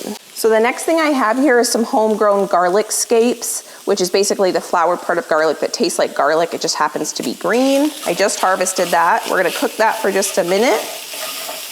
And then I've got a big nub of ginger that I peeled and grated myself, and I just freeze that so I can use it whenever I want it. And it saves me time. And we'll deglaze this pan where there's a few stuck-on bits in just a second. I just want that ginger and that garlic to cook for a minute. So now that my ginger and garlic scapes have cooked just a little bit, I'm gonna add some brown sugar, and we're gonna add equal parts brown sugar to soy sauce. I just grabbed this soy sauce, so I need to open it. This is almost exactly how I make egg roll in a bowl. We're just not gonna add any vegetables to this because we're gonna put the vegetables on top. But if you wanted to make egg roll in a bowl, basically make this, saute up some onions, and if you wanna make it really easy, open a bag of coleslaw mix where the cabbage and carrots are already shredded and add that to this, or shred the cabbage and carrots yourself. But we're not making that today, we are making Korean beef. So I'm just gonna cook this in here now with the soy sauce and brown sugar. I'm gonna use the soy sauce to help deglaze the bottom of this pan, and we're gonna cook this until the sugar dissolves and it's kind of coated the beef really well. I do need to add a couple more ingredients, which is a little bit of sesame oil for flavor. And I'm gonna add just a touch of homemade sriracha. I'm just reusing this bottle. I had to buy this hot sauce so that I could have a bottle because my other one broke. And this hot sauce is delicious. If you ever see this anywhere in your store, give it a try. Okay, I'm gonna mix this together and just cook it until it's all cooked together and delicious.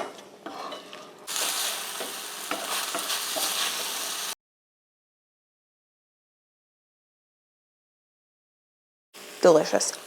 Very, very good. I'm just gonna cook this for a minute longer and then we're gonna plate it up. That was easy. Our rice is perfectly cooked. So we're gonna dish this up. So if you wanted to use cauliflower rice instead of white sticky rice, you could certainly do that and make this a lower carb option. And if you like brown rice better, you could certainly use brown rice. So that's the base. Here's our beautiful beef that did not stick to the bottom of the pan because we let it release. Now we're gonna get this on here.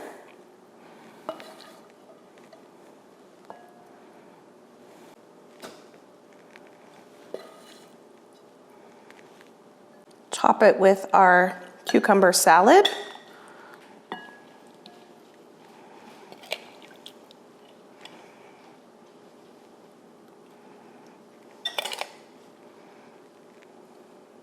And totally optional, but I have a little bit of chili crunch, so we're gonna add some chili crunch to this. And just a little, because that's all I have left. So that is our dinner tonight. It took me less than 15 minutes to make this dinner. So I am going to serve mine with a little extra hot sauce, and dinner is done. And we are going to enjoy this. Now, if you are someone who does not like dinner in a bowl, even though that's what this whole series is on, is dinner in a bowl, you could take this exact recipe and put it on a plate so that everything is separate if that's how you prefer to have your meals. But Josh and I happen to be ones that love dinner in a bowl. We like our crunchy vegetables with our protein and our rice, and we are gonna dig into this and it is going to be absolutely delicious. I'm really excited about this. I will see you next time we are making dinner. We are going to have black bean sweet potato bowls with quinoa and a honey chipotle lime yogurt sauce to go on the top. So I'm preheating the oven so that we can cook the sweet potatoes in the oven. I've got some home canned, homegrown black beans here. And I think what I'm gonna start with, because this is gonna come together so quickly, is the quinoa. I'm gonna take 1 cup of rinsed quinoa, and I'm gonna get this in the Instant Pot. And I'm gonna cook this quinoa with some homemade chicken stock, just to add a little extra flavor. So if you wanted this dinner to be completely vegetarian, you could go ahead and use water or veggie stock to cook this quinoa. So I'm gonna go ahead and get the Instant Pot lid on, and we're gonna cook this on manual high for 1 minute. So this is obviously gonna take longer than a minute because it needs to come up to pressure, cook for 1 minute, and then come down from pressure. So while this is cooking, let's get going on the sweet potatoes and the onions, because those both need to cook in the oven and marinate in, because we're gonna make a very delicious pickled onion. We're gonna let those marinate in the fridge while we get going on the rest of the components of tonight's dinner. Now, these pickled onions are not a typical pickled red onion that you and I have made before many times. These are a white pickled onion, and instead of using vinegar to pickle them, we are going to use lime juice. I used to make these all the time. The first time I ever had these was at a restaurant that Josh and I used to go to every year for our anniversary called EVOO. And it was this tiny little restaurant in Cannon Beach, Oregon, on the Oregon coast that only sat 15 people a night. And it was a 4-course dinner where the chef cooked the entire dinner in front of you. And it was one of the most amazing experiences Josh and I have ever experienced, because it was not only this delicious dinner, but for me, as someone who likes to cook, it was fascinating to watch a professional chef cook everything right in front of you. And one of the things he made for us one time were these pickled onions. And all you do is take these are yellow onions, but you could use yellow or white onions. You slice them very, very thinly. I'm going to put about 1.5 cups of lime juice that was freshly squeezed that I had in my freezer that I went ahead and thawed. And I'm going to pour that over top of these onions with salt and oregano, dried oregano, and that's it. I'm going to let this sit in my refrigerator, and the reason I'm making so much of this is because I think this is absolutely delicious. This is the oregano I'm crushing up in my hands, and it lasts in the refrigerator for a very long time, and I will use this for the next few weeks on all sorts of different dinners. It's just going to be nice to have this made up and prepped for not only the dinner that we're making now, but for just meal prep, because they're so good. I kind of forgot about these until I was thinking of different recipes I wanted to make, and the recipe that we're making, the sweet potato black bean bowls with the chipotle dressing, one of the suggested toppings for this bowl was pickled red onions, and you and I have made pickled red onions a lot, and so I thought I would share with you this other version of a pickled onion that is just as delicious, and I hadn't made it in a long time, so I thought it would be fun to make it. So I just put those onions in the refrigerator in a container, and now we're going to let those sit and marinate while we get going on the sweet potatoes. I love sweet potatoes, and I love savory sweet potatoes. I think the combination of the sweet potato with like salt and spices is just delicious. And so this combination for this recipe is just something that I thoroughly, thoroughly enjoy. And so all I'm doing here is I'm going to peel 3 sweet potatoes or so. I'm going to wash them after I peel them, and then I'm going to dice them into cubes. Once they're diced into cubes, I'll go ahead and put the sweet potato cubes onto this cookie sheet that I have lined with parchment paper. I have my oven preheated to, I believe it was 425 degrees, and we're going to cook them in the oven at 425 degrees after I season them. I do season these sweet potatoes with some oil, salt and pepper, and chipotle powder. I'm putting the chipotle powder on the sweet potatoes because we're going to make a chipotle sauce, and so I think the combination of the seasoned chipotle sweet potatoes goes really well with the sauce. After we get this popped into the oven, we are going to make a kale salad to go on the top of our bowls so that we have a nice crunchy green element. So here I have some washed kale that I washed and put in my fridge a little bit ago. And now I'm gonna go ahead and de-stem them. And we're gonna get part of our veggie component done for the dinner tonight with this kale. So I'm gonna take this kale and I'm gonna chop it super, super finely.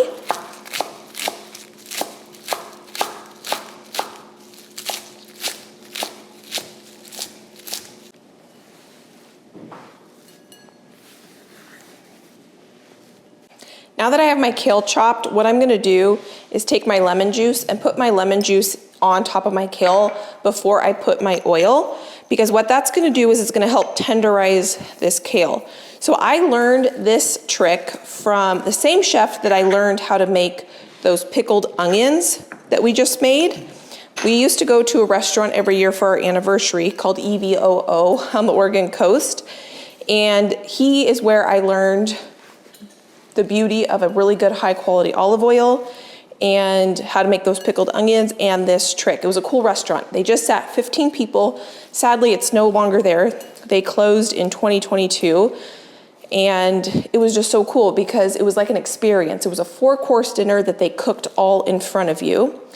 And this was one trick to get kale to taste really delicious, is to massage it in with the acid. So whether you use lemon juice or vinegar and the salt, massage it together until it shrinks by about half, and then add your oil and the rest of your components. So we're kind of making almost a pickle, a quick pickle out of this kale.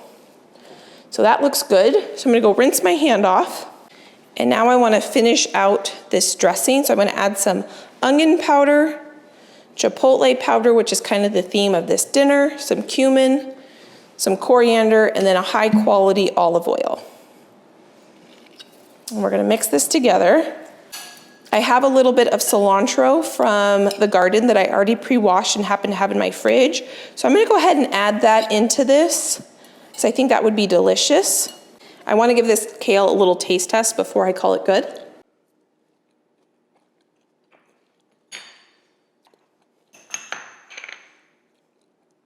I think it needs a little bit more salt. I'm gonna mix that together, pop this in the fridge, and this is gonna marinate in the fridge with the onions, and so that this can tenderize and wilt just a little bit. The cool thing about kale is this is going to be fine in the fridge for meal prep, because we're gonna have enough from earlier, what I made earlier with the meatballs and with this dinner that I'm making, that I'm probably not gonna have to do any cooking this weekend.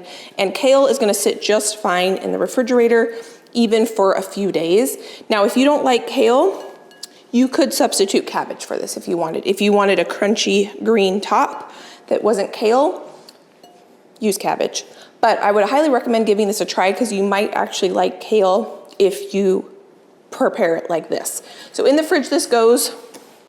And now that's in the fridge, I'm gonna go ahead and let's heat up our beans, and then we're gonna make our chipotle yogurt sauce to go on the top. For the beans, I have 1 can of rinsed black beans.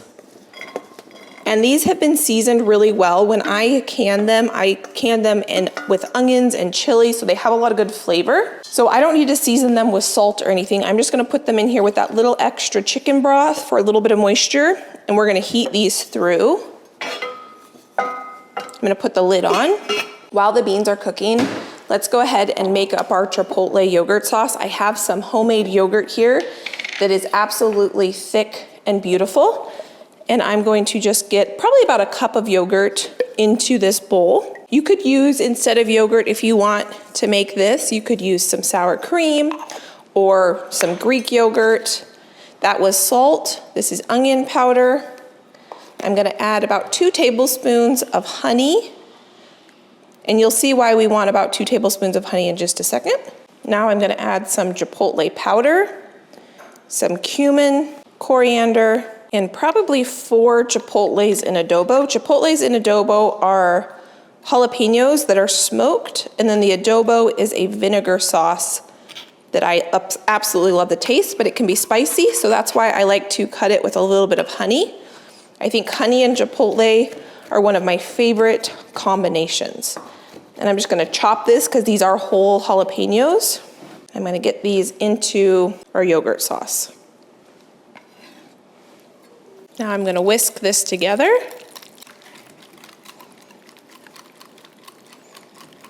And that is our oh, I almost forgot. We need to add the juice of 1 lime. And now that is our honey chipotle lime sauce. I do want to give this a taste test. I make this all the time with sour cream, so if you don't have yogurt and you have sour cream, or you don't like yogurt, definitely use sour cream instead. Oh, that's so good. That sauce is incredible. If you want to put that on tacos as a marinade, there's so many different ways you could use it as opposed to just putting it on this bowl.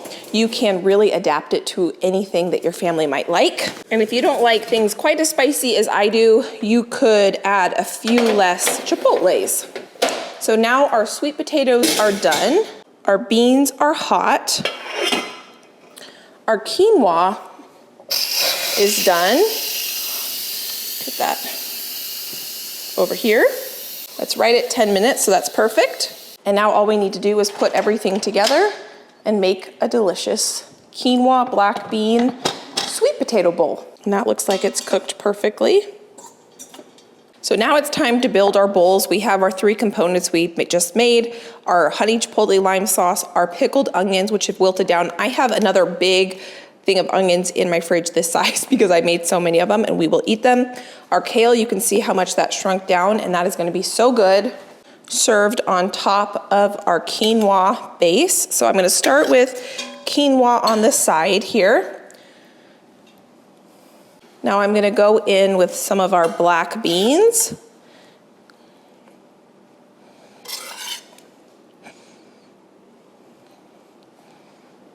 Next is some of our beautifully roasted sweet potatoes. Our beautiful kale salad.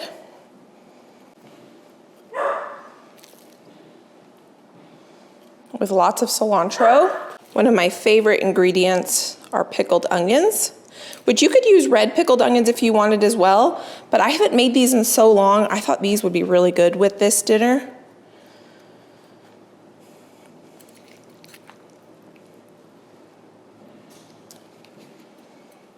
And then last, but certainly not least, one of my favorite parts of any dish is the yummy sauce that's gonna go on the top.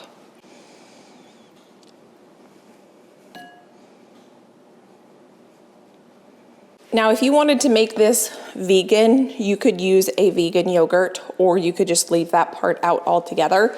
Or instead of using yogurt or sour cream, go ahead and use mayo and make a honey lime mayo, if you use a vegan mayo, I guess, because a lot of mayo has egg in it. A lot of ways you could adapt this to however your family prefers to eat it. And if you wanted chicken or ground beef, go ahead and grill some up and you can do it that way. But every once in a while, Josh and I like to have a vegetarian-ish style dinner. And something like this is quite honestly something I could eat every day. I love this type of bowl with all these yummy components. It didn't take that long to make all these different components, and I have enough meal prep that I'm not gonna need to do any cooking this weekend, which I'm really excited about. But first, we need to give this a little bit of a taste test. I wanna try to get a little bit of sweet potato, black bean, of course the pickled onions, and a little bit of our kale. Cheers.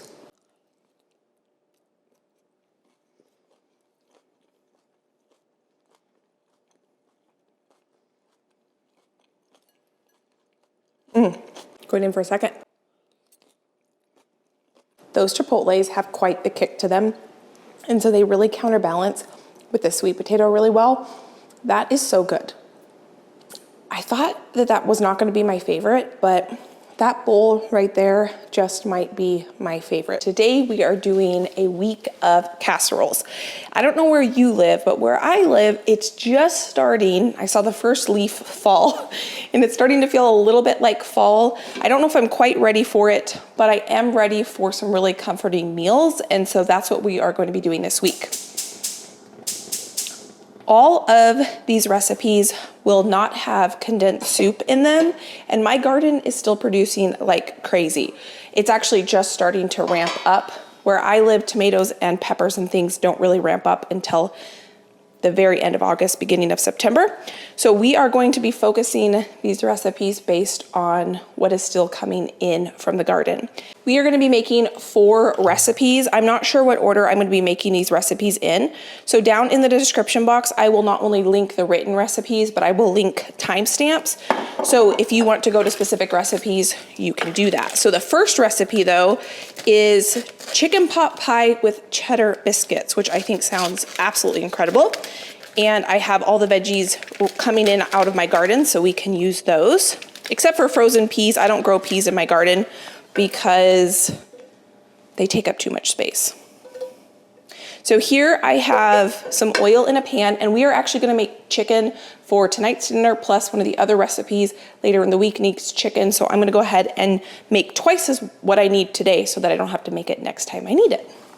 These are 4 chicken breasts that a friend grew and I helped harvest.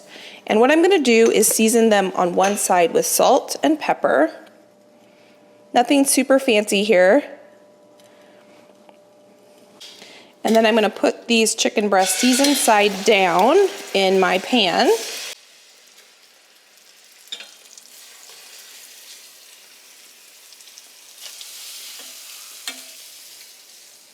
And I'm now gonna season the other side.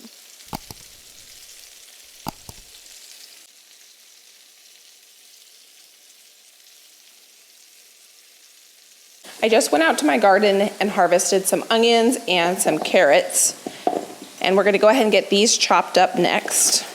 Now, if you had rotisserie chicken, you could use that. If you already had some pre-cooked chicken in your fridge, you could use that as well. I am using these chicken breasts because I don't have any pre-cooked chicken in my house. And so we're gonna go ahead and just take the step to cook it for tonight's dinner. So here I've got some carrots, and I'm gonna go ahead and cube these carrots. These are the second carrots that I've harvested from my garden, and I'm really happy with the size. And I prefer kind of like a cube when it comes to my carrots. If you like rounds, go ahead and have your carrots be in round shape. The recipe that I'm gonna link for you down below that I'm being inspired by for this dinner says to use frozen vegetables. But because my garden is producing veggies right now, I'm gonna use what I have on hand. And you'll see that throughout these recipes that I'm gonna talk you through how I like to adapt things, just using what I have on hand.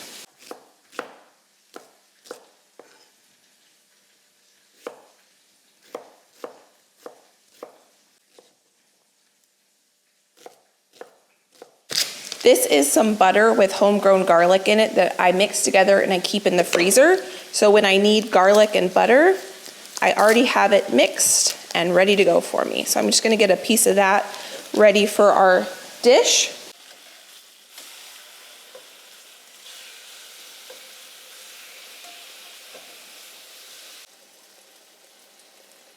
Not quite done yet. All right, we are at 165. I'm gonna check each one of these. Perfect. So now not only have we made the chicken we need for tonight's dinner, but we have meal prepped for a dinner later in the week. Now, this recipe says to transfer your casserole into another dish, but I wanna save a dish. And so I'm gonna show you how we're gonna make this casserole, the whole thing right in here. Plus, because we're doing this, we're gonna be able to get up all these beautiful brown bits off the bottom of this pan and create a delicious sauce. So all these recipes that we're gonna be making, none of them are gonna call for cream of soups. I'm gonna show you how we're gonna make our own, basically, with a simple roux. And how easy it is and how delicious it is to take the time to make your own roux. So I've got my garlic butter here that I'm just gonna have melt. I'm going to use my onions and carrots to deglaze the bottom of this pan. So all these brown bits are stuck on the pan.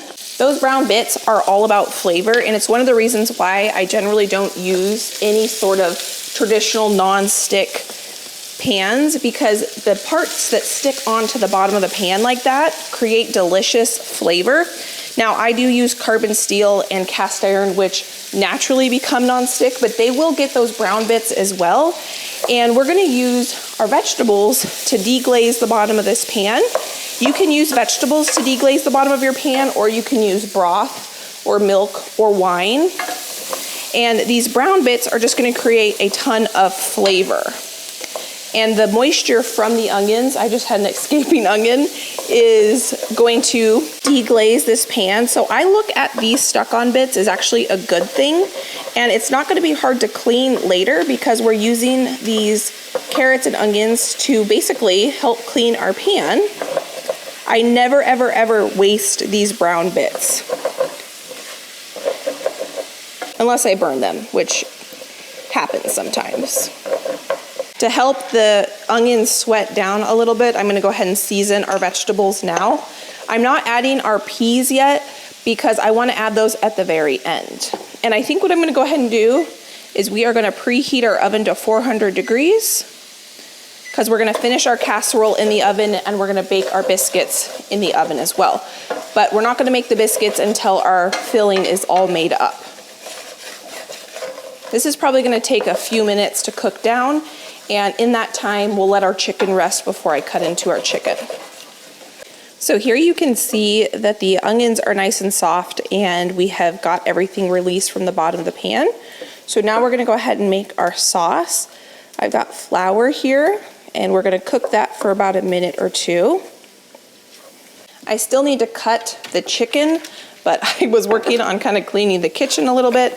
I just did a big preservation day working with some in-season produce, and so my kitchen kind of needed a little bit of love, so I took that time to do that. So these meals that we're going to be making, some of them are kind of a fun twist on a traditional thing, like this is a baked chicken pot pie, but instead of using a pie crust, we are going to use biscuits, which I do all the time. That's actually how Josh prefers it, but I have never added cheddar cheese to my biscuits before. And so this is gonna be delicious. I think when I saw the name of the recipe, I thought, yes, please. So that's why we're having this tonight. So now I'm gonna add some chicken broth and milk. I'm gonna let this cook together and kind of thicken up and create a beautiful gravy or sauce. So this right here is cream of chicken soup because we used flour and butter to create a roux. And then we added chicken broth, which makes it chicken soup. And we added some milk, which makes it cream of. And once this thickens up, that's exactly what we want. And this is the best chicken broth I've ever made before. If you were with me when I made it, it is fantastic. So now what I'm gonna do is turn my attention back to my chicken, put all this stuff away. I don't wanna waste any of this flavor, so I'm gonna go ahead and put that into our soup base or our gravy base. You could shred your chicken or dice it. I actually prefer the texture of it diced, so I'm gonna go ahead and do that. So now you can see our sauce is thickening up. So I'm actually gonna go ahead and turn the heat off. And I'm gonna grab out some frozen peas. I'm probably gonna put about 1.5 cups in there. We love frozen peas. Now I'm gonna add half of our beautifully cooked chicken, and the other half I'm gonna go ahead and put into a container, and that will be meal prep for when we make our next dish with it. Before I taste it, I'm gonna add a little bit of poultry seasoning. Get that mixed in.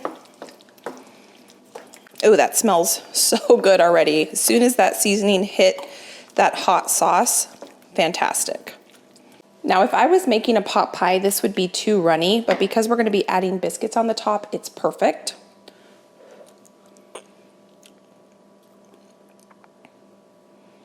That homemade broth that we made together is so good. This does not need any more seasonings. So I'm gonna go ahead and get this directly into my preheated oven. The reason I used a pan that has a heat-proof handle is because I wanted to save myself a dish. Now, if you don't happen to have a pan or a pot that has a heat-proof handle, go ahead and transfer this into a casserole dish. But if I can save myself having to hand wash something, then I'm gonna do that. So into the oven this goes. And we need this bubbling because we're gonna be putting the biscuits on the top. To make sure that the biscuits get fully cooked on the bottom, we need the bottom of that gravy hot and bubbly. So now let's go ahead and make the biscuits. For the biscuits, we're gonna be making a drop style biscuit, which I don't normally do. So this is gonna be kind of fun to do something a little different. So we're gonna start out with our shredded cheese. This is just white cheddar, and I need 1.5 cups. So I think I'm gonna go ahead and just shred probably this whole block. This is an 8-ounce block, and that should probably be good. These are gonna be very, very cheesy cheese biscuits. That's probably a little more than a cup and a half. So I'm gonna go ahead and put a little bit of this away and we'll use it in a different recipe. And we'll count this as meal prep. So to the cheese, I'm gonna add 2 cups of flour. And I'm not gonna be super, super precise. I'm just cooking for my family. I'm gonna add some garlic powder, which I've never added to biscuits before, I don't think.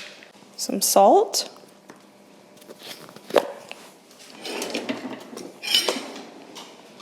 Baking powder, which I am gonna measure out. And mix that together. Now, one nice thing about this recipe is it uses melted butter. I think this is what makes it kind of a drop style biscuit. I'm gonna reuse this bowl because we're gonna make a butter topping to go on top of our biscuits once they're baked. So I need to melt some more butter. And the last ingredient is milk.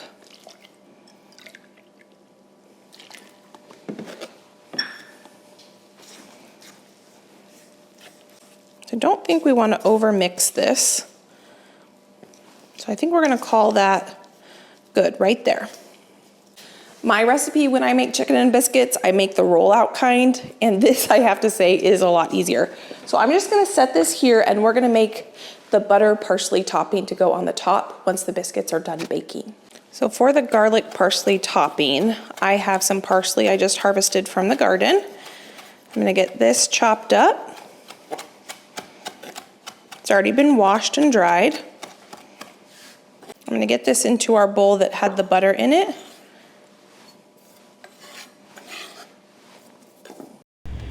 To the parsley, I end up adding some butter and I just melt that in the microwave until the butter is nice and melted and it just kind of, not fries, but it kind of takes that raw flavor out of the parsley, and that is delicious. But our filling now is nice and bubbly, so I'm going to take that out of the oven and I'm going to drop my biscuits on the top of this. The reason you want them nice and bubbly is I have put biscuits on filling and it not be bubbly, and then the top of the biscuits gets done and the bottom is still kind of raw. So that's the importance of that. The one big thing, if you use a pan with a handle and you put it in the oven, remember not to touch it because it is going to be hot. Now, another thing I prepped on this day is some green beans because I have green beans coming in from the garden like crazy. We eat them probably almost every other day. And so with our chicken pot pie, we have some green beans sauteed on the stove. So here is the parsley. I'm going to go ahead and put this parsley butter topping on the top. This is something I had never done before. It was absolutely delicious. It just added a little extra something. And we loved this dish. I will go over at the end kind of what order we like all of these dishes in. Josh did really, really like the cheese in the cheddar biscuits on top. And I will absolutely be doing drop biscuits again on chicken pot pie. Really easy and delicious. So tonight for dinner, we are making stuffed pepper casserole. So instead of having to take the time to stuff each pepper, we're gonna make it into a casserole form. But one thing I need out of the garden before we can do that is an onion. So I think I'm gonna go ahead and grab one of these large onions and we're gonna use this in tonight's dinner. I already have all the other veggies and things we need for this recipe harvested in the kitchen. Before we start prepping all these beautiful vegetables that's gonna go into this casserole, let's go ahead and get our beef browning on the stove. Now this recipe again says that you need to transfer the sauteed vegetables and browned meat from your frying pan to a baking dish. But I happen to have this pan that has a lid on it and we're gonna cook the rice in the oven, which reminds me, let's go ahead and get this oven preheating. So instead of having to make an extra dish, we're gonna use this. We are going to brown our meat and our veggies all in here, and then we're gonna finish our casserole in the oven in this because it has a lid. If you do it in a casserole dish that doesn't have a lid, you then just need to cover it with foil. I'm gonna add just a little bit of oil to our pan, along with 1 pound of ground beef.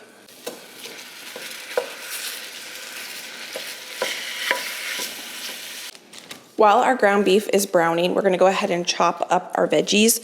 So this recipe calls for 1 can of diced tomatoes with chilies in it. Well, I don't have that on hand, but what I do have on hand are roasted chilies from the garden, and I have a ton of Roma tomatoes.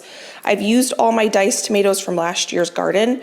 So instead of going to the store and picking up a can of Rotel, basically, I'm just gonna use what I have on hand, and I'm gonna take a minute to dice my own tomatoes, which would be the equivalent of about 1 15-ounce can. I'm also going to go ahead and dice up our onion and these 2 bell peppers from the garden. I forget to do a taste test with you with this one. We do rate all of these recipes from 1 to 4, but I'm just going to tell you right now, this is my favorite. I thought this was absolutely delicious and super easy and convenient. This is now in my regular rotation of recipes because it just had so much flavor. It was so easy and I just loved it. And I love all the toppings. I'm going to show you the different toppings that I serve this with, and it is just so good. So don't forget, these recipes will be linked down in the description box if you want to try making any of them. So now that I got the veggies chopped, the ground beef was browned, so I went ahead and I sauteed the onions and peppers. I let those get soft together for a little bit, and then after those are nice and tender, we add the tomatoes. We let those cook for a little bit, and then we add our chilies that we had already roasted and peeled the day before, and then I threw in the freezer, and then I needed them for this recipe. So now that our peppers and onions are tender, I'm gonna go ahead and season up our casserole base. It smells fantastic in here. And while this has been cooking, I've been working on dicing up just a ton of bell peppers from the freezer and getting them vacuum sealed so that I can throw those in the freezer so that I could potentially make this recipe in the summer, or not in the summer, it is summer still technically, but I could make it in the winter and I could use homegrown peppers and I wouldn't have to go through the effort of chopping them, which would be really nice because this would come together a lot quicker. So now I just put in some garlic. Now I'm gonna put in some taco seasoning.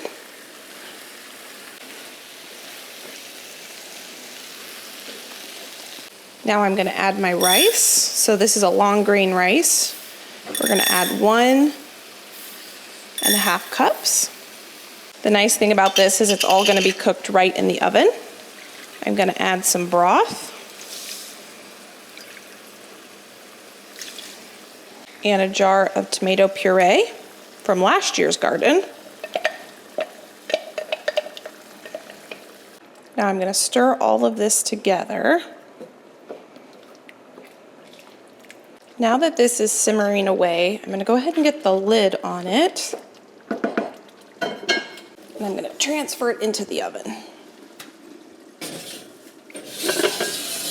So I wanna check on my rice and see if it's done. I like to fluff my rice with a fork, and that looks perfect. There's not too much excess moisture in here. I'm gonna taste the rice just to make sure it's fully cooked. It's not sticking to the bottom of the pan. I need to taste it for seasonings as well. Rice is perfectly cooked, which I'm always nervous about whenever I cook rice, not in the Instant Pot, because that's usually how I cook it. But we need to do one more thing to this beautiful dinner, and that's to add some beautiful cheese. I think I'm gonna turn the oven off, and I'm gonna set the oven to broil so we can get a nice golden crust on the top of this.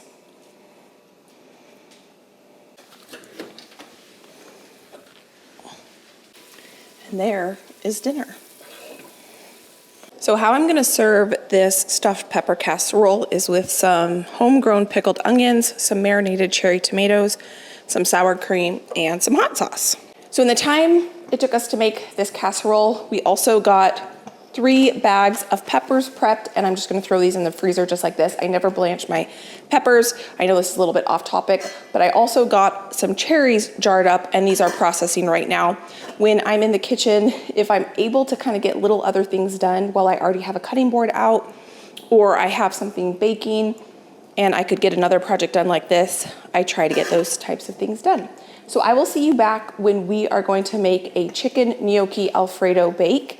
Now, I do need to cook more chicken because the chicken that we prepped, we did eat over the weekend. So I will see you back next time we make a casserole. Hello friend, welcome back. Today we are making a chicken, broccoli, and rice cheesy skillet dinner. And I've got a pot with a lid on it here because we're gonna be cooking our rice and everything in this pot. So I need a pot with a lid on it. The first thing I'm gonna do is get a little bit of oil in my pot or skillet, and I'm gonna get this heating up. We're also gonna be making some cookies because I found a new chocolate chip cookie recipe I wanted to try. So that's gonna be a bonus after we make this dinner. But I wanted to show you my new oil dispenser. Over the weekend, my friend and I drove to Salem, Oregon, and we went to an art festival, a fine arts festival, and there was this potter who's actually from Boise who makes these beautiful pots. And I just got this new oil dispenser and it matches my salt dispenser. So I'm really excited about that. I can link this artist down below. She makes some of the most incredible pots and she does ship. And so I'm excited to have that. So I'm gonna get this heating up. While this is heating up, I'm gonna go ahead and cut up some chicken. The recipe says to use rotisserie chicken, which I don't have any of that. So this morning I went ahead and just thawed some chicken breast. I'm gonna slice them in half so they cook a little bit more evenly. And then I'm gonna go ahead and get them seasoned up. And because we are gonna be cooking our chicken in the pot that we're gonna be cooking our skillet dinner in, we'll be just increasing a little bit of flavor. But if you had a rotisserie chicken, definitely use that because it would save yourself a step of having to cook chicken.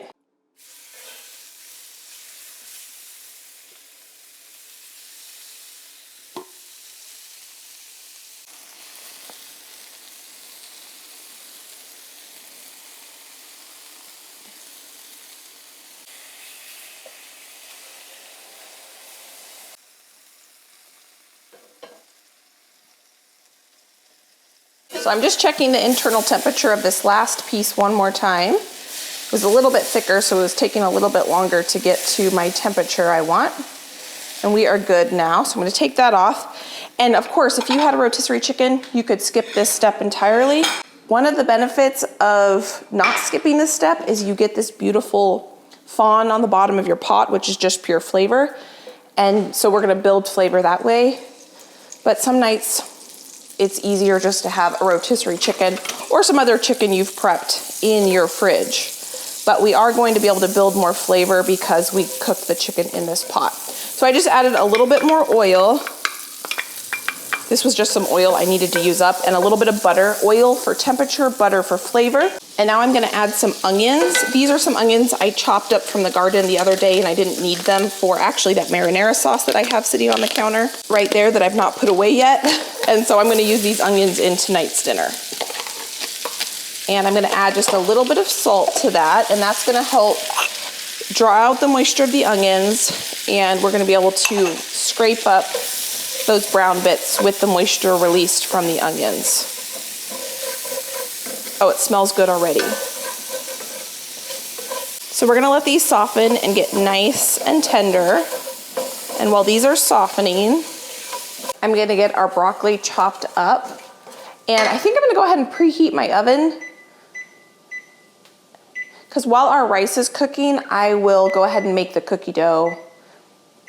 I like to experiment using different cookie recipes, and I found a really good looking chocolate chip cookie recipe that I want to try. So we're gonna make that for dessert tonight.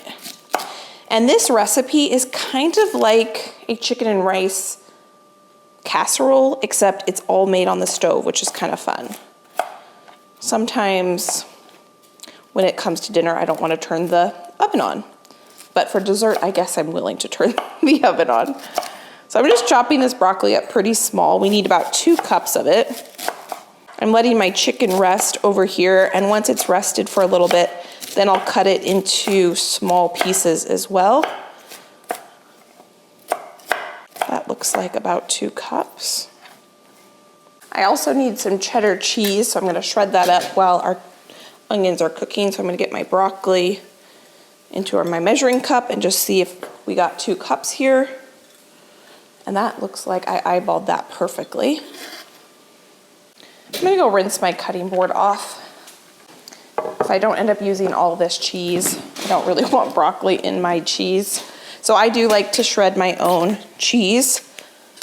So usually I try to shred a little bit more than I need so that next time I need cheese, I don't have to go through the effort of shredding it.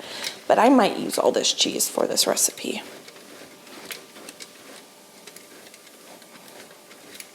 The reason I like to shred it myself is I can choose what exactly type of cheese I want to shred, and I think it melts better. So I always go through the effort of shredding it myself. I shouldn't say always, but more often than not I do.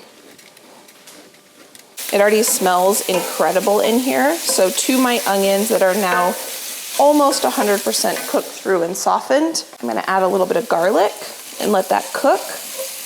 And while the garlic's cooking, I'm actually gonna go ahead and put my rice in here, and I'm gonna toast my rice in that butter and oil. So by the time my garlic is done cooking, because it is frozen and melting, my rice should be toasted.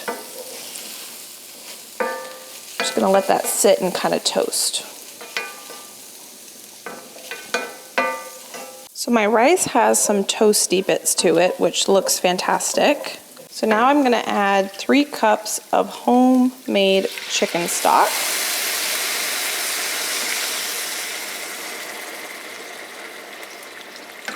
I'm gonna let this come up to a boil. And now dinner is almost done.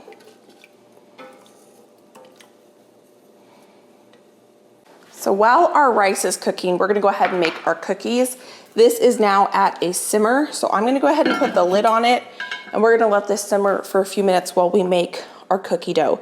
I love trying new chocolate chip cookie dough recipes, and this one just sounded fantastic. I love a soft and chewy cookie.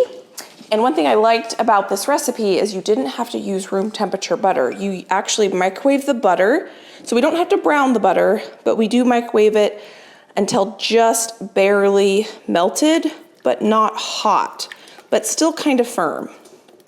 So we've got our butter in here, and this makes 12 cookies. So I'm excited to give this recipe a try. Now we're gonna add a 1/4 cup of brown sugar and a 1/2 cup of white sugar, and we're gonna beat that until creamy. Now I am gonna weigh out the flour. I think it's super important to weigh out your flour when you are making cookies, because when you scoop it out, it can make a big difference. And weighing it out, you're gonna get a more accurate measurement. So I need it on ounces for this recipe. And I'm gonna measure it out with my cups so I can tell you if it would have been accurate if I had measured it with cups as opposed to weighing it. So this is 6.7 ounces, which is how many ounces we need for this recipe. And if I had measured it out with cups, I would have added a 1.5 cups, which would have been that whole cup earlier plus all of this. So clearly, by weighing it out, we use way less flour. So now I'm gonna add my leavening agent and my salt.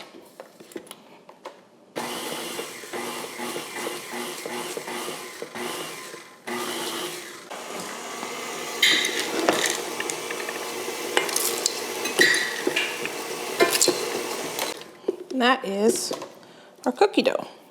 So easy.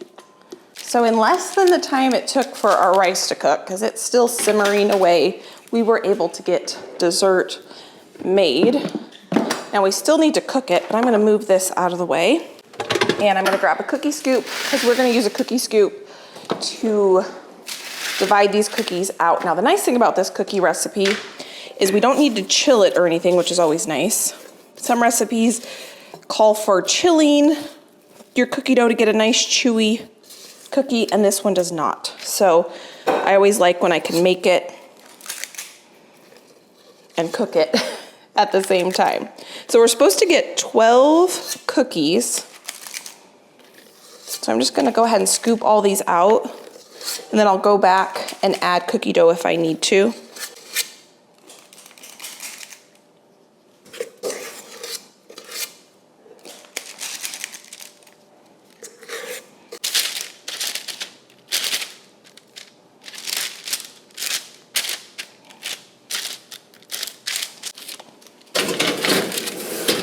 We'll see them back in 9 minutes. I just checked on our rice. It is halfway cooked at this point.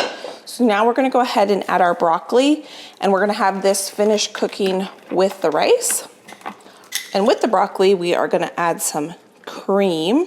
So this is where it's kind of like a chicken and broccoli casserole, because it's gonna have that creamy element to it. It's gonna have the cheesy element to it. We're just gonna cook the whole thing on the stove. So now I'm gonna stir this in and let this continue to cook until the rice is fully cooked and all of the broth is incorporated into the rice, and we've got a nice, thick, fully cooked rice and sauce. I cannot wait to dig into this. We haven't had broccoli in a few months because it's been summertime and we've been trying to focus on eating the veggies that come out of my garden. And I didn't grow any broccoli this year because I've had very poor luck growing broccoli in the past. So we haven't had broccoli in months. So to me, this is going to be comforting and fall, and it's just going to be delicious. So I cut my chicken up about the same size as my broccoli so that everything is kind of uniform. I'm gonna get that stirred in to reheat the chicken.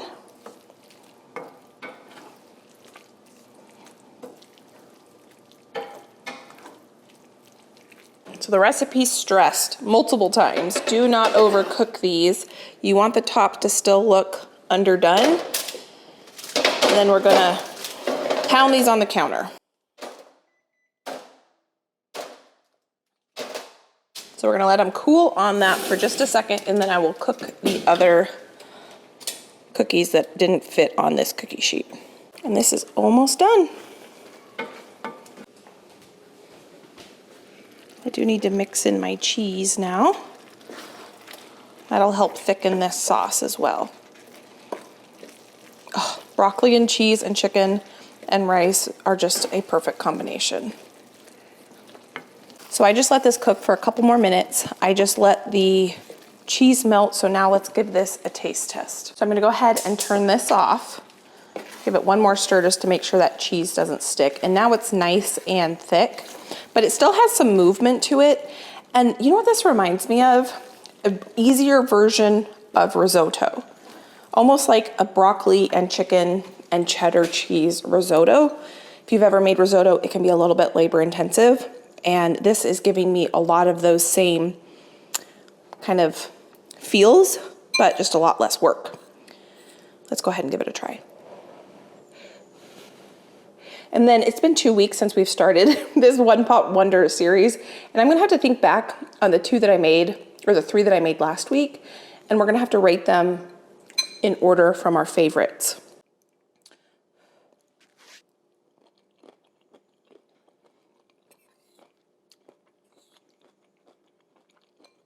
The broccoli is still crunchy. I love, if you wanted to use frozen broccoli, you could, but that was so easy, just cutting it really thinly, not having to blanch it. It has super savoriness from the homemade chicken broth and that sharp cheddar cheese. Oh, broccoli, cheese, onions, garlic, chicken broth. It's hard to go wrong. It's perfectly seasoned with salt. I think this might be my favorite one. This is so good.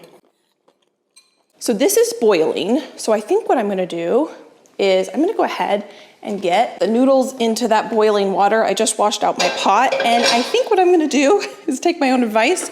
Since this is the one we're having for dinner tonight, I am going to bake our baked rigatoni right in here, but I need to cook my pasta first. My sausage thawed in the perfect amount of time, because that's what we need. I'm gonna get my rigatoni in here, my Italian sausage in here.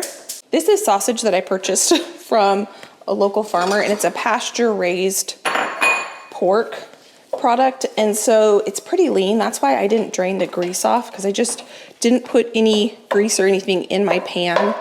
And then I saute my onions and things in this, so it'll be perfect. Okay, so we're gonna let this cook. While this is cooking, this is gonna take just a minute. I've got a little bit of a mess to clean up, so I'm gonna clean that up since we don't need to prep any veggies, and then I will show you how we're gonna finish the sauce. So I didn't break this up as much as the other recipes because I kind of want bigger chunks of sausage in this. So my sausage is beautifully browned. I'm going to saute some onions I chopped earlier. I'm going to go ahead and just do all those.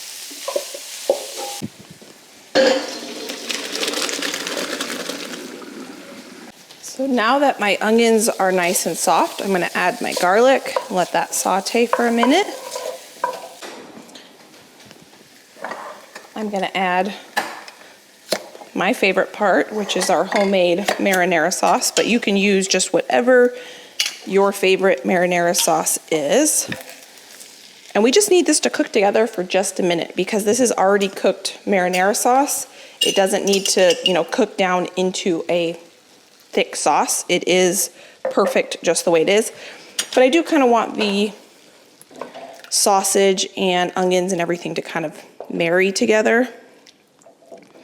So we're going to let that do that right on here. Oh my goodness. This is done and out of the oven. And it smells incredible. I'm so excited to dig into this. This is going to be divine. If you never made homemade baked macaroni and cheese, highly, highly recommend it. A lot of times when I make macaroni and cheese and I want to make it like an entire meal and not have to think about like doing a protein side or a veggie side, I will throw broccoli, frozen broccoli, in my baked macaroni and cheese. And I will also throw chicken in it. And then you basically make like a casserole, and cheese and broccoli and chicken and noodles all go perfectly together. I'm telling you, the little bit of Gruyere cheese we added into this is pretty phenomenal. I need to stop eating it. I haven't eaten lunch because I've been so busy working in the kitchen. And we're gonna eat dinner relatively quickly here. So I don't wanna spoil my appetite because this dish is delicious as well. But man, that macaroni and cheese is good. I haven't made baked macaroni and cheese in a while. You know what I also think is a good combination with macaroni and cheese, especially a nice rich one like that, is sweet and sour meatballs. I don't know why I love the combination of sweet and sour meatballs and macaroni and cheese. I made sweet and sour meatballs and macaroni and cheese for my sister for postpartum like 2 years ago. And just because that's what she requested, not because she necessarily wanted them together, but we ate them together and it was so good. I'm gonna have this last final bite. I'm gonna let that keep simmering away and I'm gonna go ahead and get the table set for tonight. The side that my mother-in-law brings to go with our dinner that we had on this night was a shaved Brussels sprout Caesar salad, and it was phenomenal. I had never thought of, or seen a shaved Brussels sprout Caesar salad. I've seen Brussels sprout salads and I've made them and they're delicious, but something about the Caesar dressing, the lemoniness with the kind of crunchiness of the Brussels sprouts was so good, and it paired so well with tonight's dinner. I want to try to recreate it at some point. So I'm gonna use this Dutch oven that we cooked our noodles in to actually mix our pasta together, because we do need to mix our pasta in with our sauce. So I'm just gonna use this pot so I don't get another pot dirty. And I'm gonna go ahead and turn the stove off, put that in there because we'll use that. And I'm gonna pour almost all of our sauce in here. I'm gonna leave a little bit just so that our pasta doesn't burn to the bottom. I'm gonna wipe the edge of that so that doesn't burn in the oven. And now what we're gonna do is mix our sauce in with our pasta. I didn't even check for seasoning because I know that the marinara sauce that I made has perfect seasoning. I am super happy with how it turned out. I want to hopefully make one more big batch before the end of the year. So now I have some ricotta here, and I'm going to just put clumps of ricotta in our pasta. I'm not going to fully mix it in. And I don't want to put it in one big clump because I want there to be kind of like little dollops of ricotta in this pasta dish. This is what kind of makes it like an easy lasagna. Just cut that ricotta into kind of pieces there. I don't want huge chunks, but I don't want it to be fully incorporated. I kind of want there to be little pockets of ricotta. So that's as much as I'm gonna mix it right there. I'm gonna set this over here, and I'm gonna come back to this, and I'm gonna run my spatula along the outside just so that doesn't totally burn on there. And now I'm gonna take half of our noodles and put it in here. Lay that out. I have a big bunch of fresh basil, and I'm just gonna do a rough chop. I want pretty big pieces. Oh my goodness, fresh basil is so yummy. Now I'm gonna layer with some mozzarella, which I did have to shred. I forgot about that. I thought I was done with all the prep, and then I saw my mozzarella and I was like, oh yeah, I've got to shred mozzarella. And now I'm gonna top it with the rest of our pasta and sauce. I will scrape out that pot and get all that sauce into our pot.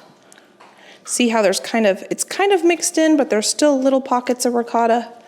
That's what I want to see. And I do want to cover the basil because I don't want the basil to turn brown in the oven. I'm going to top with mozzarella. And mozzarella, I do think tastes so much better when you grate it yourself, but we all get busy. And so pre-shredded definitely comes in handy on busy nights. Now it is 5:15. My in-laws are coming over for dinner at 6:30, so I'm not gonna put this in the oven yet. I'm just gonna let it sit here, and in probably about 30 minutes or so, I'll pop it into the oven. And I've been cooking everything at 400. I'll probably cook this at like 325, just so that it's a little bit slower of a cook, because I don't need it to cook quite as fast.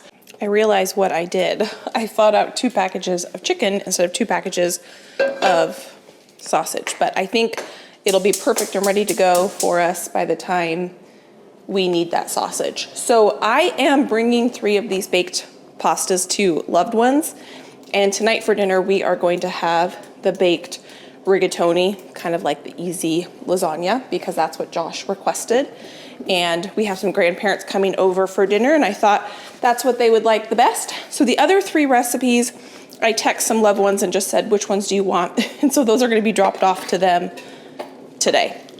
So for this baked tetrazzini, I have chicken thighs here. You can use chicken thighs, chicken breast, rotisserie chicken. I like to use rotisserie chicken when I make this recipe because it saves me a step of having to cook the chicken. I don't have that, but I had chicken thighs, so that's what we're using today. So we're gonna get that cooking first thing, and I just put on a pot of water to boil for our noodles. So while our chicken is cooking, I'm gonna go ahead and chop up our mushrooms. I can see one of those needs to be washed a little bit better. I do wash my mushrooms. I know that that's controversial, but I would rather them be clean, and because we're gonna be sauteing these down until there's no moisture left in them, I'm not worried that a little bit of extra water might be absorbed in them because we'll just cook it off in the cooking process. And I was just thinking, you could make this recipe vegetarian if you wanted, if you just left the chicken out and you used vegetable broth instead of chicken broth. Now it wouldn't be vegan because there's gonna be a lot of cheese in it, but you could make it vegetarian pretty easily if you wanted to. Yesterday for dinner, I made a slow cooker white chicken creamy stroganoff, and it was so good. This is kind of similar to that a little bit. Has a lot of the same ingredients in it. I'm chopping these up. I'm not being perfectionist here. I would not win any knife skill awards with this. I don't mind there being uneven mushroom sizes in this. I kind of like that. So that's what I usually do when I chop mushrooms for this recipe. But if you like nice even slices, go ahead and do that.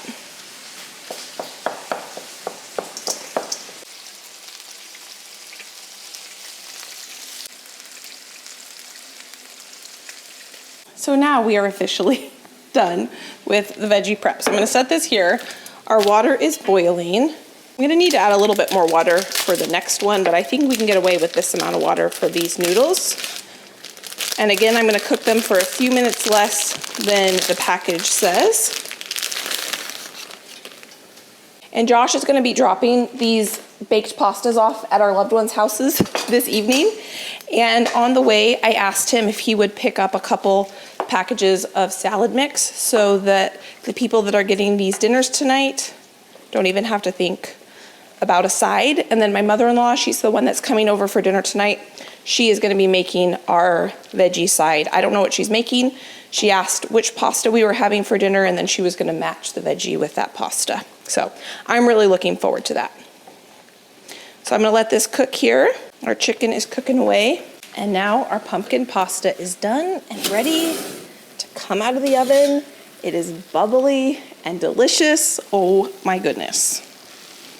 This is one of my favorite dishes. It smells incredible. You get the sweet pumpkin and you get the cheesiness from the cream cheese and the Parmesan cheese. Divine. I'm just gonna sneak one little pasta here to give it a taste test with you. Now I already know that we love this. It is piping hot.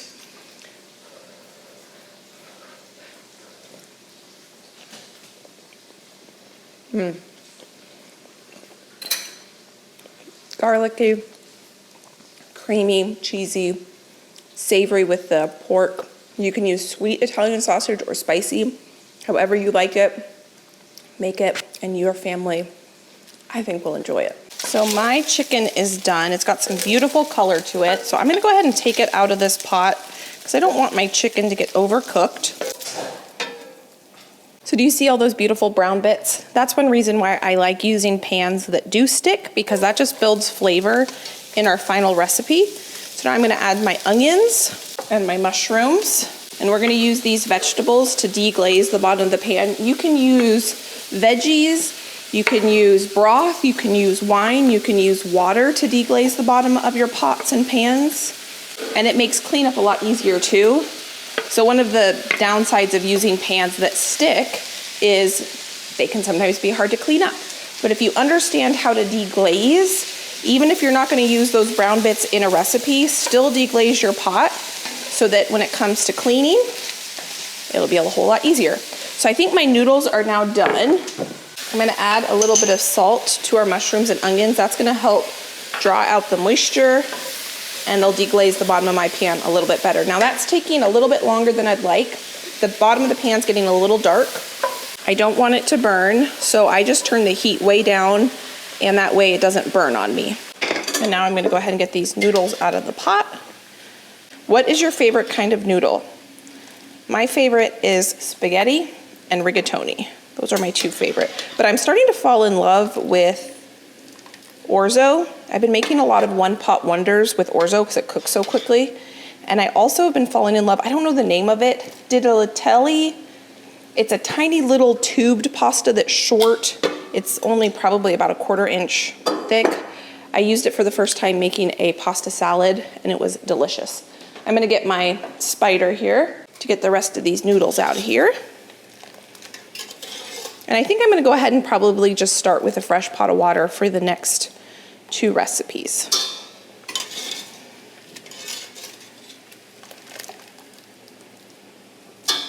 There you go. So I let that steam there for just a little bit, and now I can scrape up all those beautiful bits from the bottom of the pan. So now I'm gonna go ahead and turn the heat back up and let this cook down and saute till nice and golden brown, and the majority of the liquid is cooked out of those mushrooms and onions. I just added a little bit more butter because we need to make our roux, and while the butter melts, we're gonna go ahead and saute our garlic. And once the butter's melted, garlic sauteed, we will start adding the rest of the ingredients to build the sauce. And you can see how much these mushrooms cook down, so the fact that I washed them under running water, no big deal. I'm gonna go ahead and add my flour to make our roux. I'm gonna cook that for a little bit. Now I'm gonna deglaze with a little bit of wine. I'm gonna cook that until the wine has completely evaporated. Now I'm gonna add some chicken broth. I'm gonna let the flour dissolve into the chicken broth. We're gonna add our cream and our milk. This is gonna take a little bit of time to thicken. So while it's thickening, I'm gonna add a good amount of freeze-dried parsley. You can use fresh if you want. I don't have any, so I'm using that. and a good amount of black pepper, but not too much because I'm gifting this one. So this one does take a little bit longer to cook down and thicken up because it has a little bit more liquid in it than the last one. But I do want to give this a taste test to make sure we don't need to change the seasonings. Oh my goodness. I do think it needs just a touch more salt. And I'm going to go ahead and use some of this herb salt here. Get that mixed in. Using that homemade chicken broth really makes a big difference. And using a wine that you like makes a big difference as well. Now, I would say if you don't cook with wine, you don't like wine, just add more broth. Okay, I'm gonna give this a taste test again. Perfect. Oh my goodness. Something about that wine, this kind of is reminding me of fondue for some reason. And we don't even have any cheese in it yet. So let's go ahead and mix all of the goodies together that we have. Now, I don't think I'm gonna be able to mix the chicken, the noodles, and the sauce in that bowl. So I'm gonna go ahead and put my noodles in this bowl. I'm gonna add my chicken and my sauce. Now, if you did this in a bigger pot, you could mix everything in your pot, but I'm gonna have to do it in this extra bowl. If you weren't gifting it, you could go ahead and put it back too if you needed to use a third bowl like this. Put this back in the pot that you made the sauce in. So you might think there's a little too much sauce, but trust me, when it bakes up, it is perfection.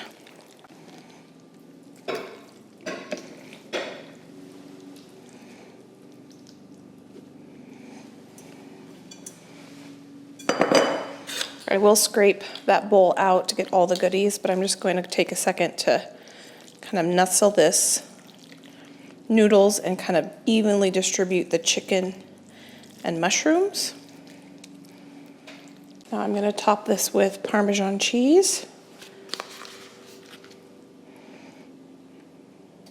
I measure Parmesan with my heart and top with breadcrumbs. This was probably the most labor-intensive recipe, and you could see it was still pretty easy. The hardest part was cutting up the mushrooms and the onions and the chicken, I guess, but you could use rotisserie chicken. We're gonna pop this in the oven. This isn't gonna take very long either to bake up because everything going in there is hot, so we just want to get it nice and bubbly, get that top nice and browned. Friend, tonight for dinner we are making easy bolognese gnocchi bake. And the first thing we need to do is make the sauce. So in this cast iron, it's an enamel cast iron, I'm gonna go ahead and make the sauce, cook the gnocchis, and do everything in here. The recipe is written to transfer it to a 9x13, but I don't feel like dirtying another dish. So I just added some olive oil to my cast iron. To our oil, we're gonna add 1 pound of ground beef. The recipe is written to cook the carrots, celery, and onions first before you cook the ground beef. But I have found when I cook the vegetables first and then try to brown a ground meat of some sort, I have a harder time getting the color I want. So I went ahead and just switched the order. I'm gonna brown the beef, and while that's starting to brown, I'm gonna dice up celery very, very, very fine. And then I shredded a carrot from the garden, and I'm gonna cut this up really fine. Both of these are from the garden and have very strong, delicious flavor. So I wanted to make sure I cut them up really, really small because you don't want to really know they're in there. You want them to cook and kind of melt into the sauce. So that's why I took the time to shred the carrot and then cut it a little bit smaller. Here you can see that beautiful brown color we achieved on the ground beef. So now I'm going to take a paper towel and just kind of get any of the excess grease up. I do leave a little bit in there so that I can cook the carrots and celery in with the beef. I did season the beef with some salt and pepper, and I also put some red pepper flake. Red pepper flake wasn't in the original recipe, but I'm really glad I did that because it added just a little bit of heat. But if you don't like spice, you can obviously leave that out. It's not in the original recipe. And then I have some frozen pre-diced onions from the garden, and I'm gonna get those in there as well. So we're gonna let this cook for a good 5-10 minutes until the meat is nice and browned and fully cooked. The vegetables are soft and tender. Oh, here I'm adding the red pepper flake. I also added some garlic powder in there as well. And then once I have all of that cooked to my liking, I'm gonna add 1 jar of crushed tomatoes. These tomatoes are from the garden that I canned last year, and they actually have a little bit of extra onion and garlic in there as well. And then I have a can of diced tomatoes. I did these for the first time this year, and I've already gone through 3 jars. I can't believe I've never canned diced tomatoes before. They have come in such handy. So I did take a little bit of the juice from the diced tomatoes because I wanted the juice in the final sauce, and I poured it into the crushed tomato jar. I shook up the jar, poured that into the sauce just so that I got all of the tomato goodness out of both jars. Here I am making potato gnocchis on this day. That is a separate video. I can link that video down below. But I wanted to make those because I had some potatoes that needed to be used up. But you can certainly use store-bought gnocchi. That is how the original recipe is written. So now that I've got my sauce that's been cooking away all day and my gnocchis cooking, we can pull this dinner together. This was so delicious. Our sauce has been simmering away for a while. It's rich, it's thick. We need to give this a taste test. Right now is the perfect time if I need to adjust the seasonings to adjust the seasonings. Now this is gonna be extremely hot. I have preheated the oven to 400 degrees. Oh, that's good. I'm glad I added the pepper flake. A little bit of heat. I don't need to add any sweetness. The carrots are adding the sweetness I want in the sauce. Now I just made a whole bunch of homemade gnocchi. The recipe for this does not state if I should cook the gnocchis or not. I'm assuming because I'm using homemade gnocchis that are fresh, I should probably pre-cook them. But I think that if you were using store-bought ones, I don't think you're supposed to pre-cook them. So you can see how they've popped up to the surface here. That means that these gnocchis are done and I can go ahead and add them to my sauce. I've got a few more I need to cook, so I'm just gonna scoop them out this way. Plop them in there.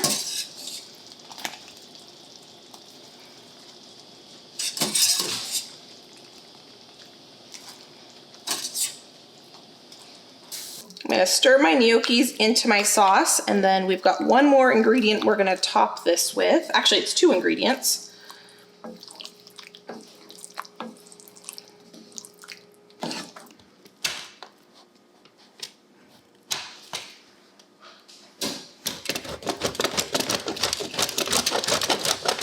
Now we're gonna top our bake with this delicious mixture of mozzarella and Parmesan.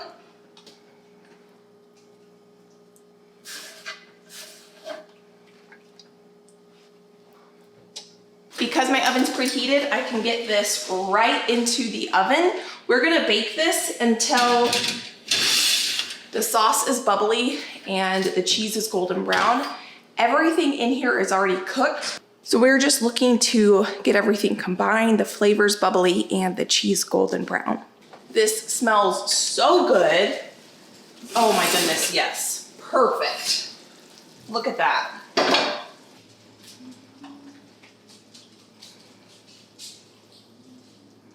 Josh is upstairs finishing a project, so he's not quite ready to eat dinner yet, but I am gonna give this a taste test because this looks so good.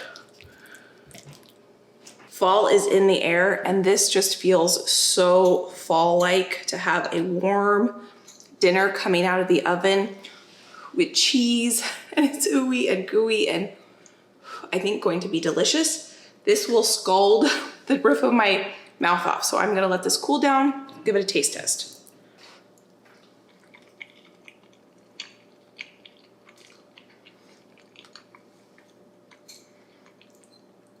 Oh my goodness, friend.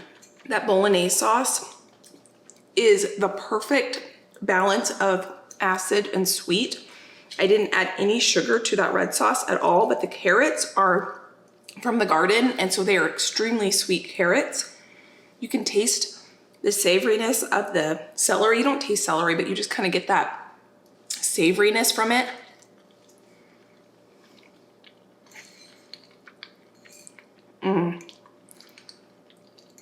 The gnocchis are perfectly cooked. They're not mushy, they're not gummy, they're pillowy and light. The This is gonna make a wonderful dinner and a wonderful lunch. I'm gonna set that down because Josh is upstairs finishing a project, and this will stay piping hot in this casserole until we eat dinner. It'll probably just be a half an hour or so, but because there's so much heat and it's in an enamel cast iron, I'm not worried about it not staying hot for dinner tonight. This next recipe I'm really looking forward to. It's chicken and stuffing, and I'm going to go ahead and make the whole recipe in this pan. The recipe says to transfer it to another pan, but I'm going to use a heat-proof pan, and I'm going to adapt it just a little bit so I can use one less dish. So I'm going to heat up some oil, and we're going to start with cooking our chicken. The recipe says to use pre-cooked chicken, so I need to go ahead and add a step and cook this chicken. So I just have 2 chicken breasts here that I'm gonna season with some salt and pepper. I also went out into the garden and harvested a little bit of celery and carrots and got those chopped up because we're gonna need to use those in just a minute.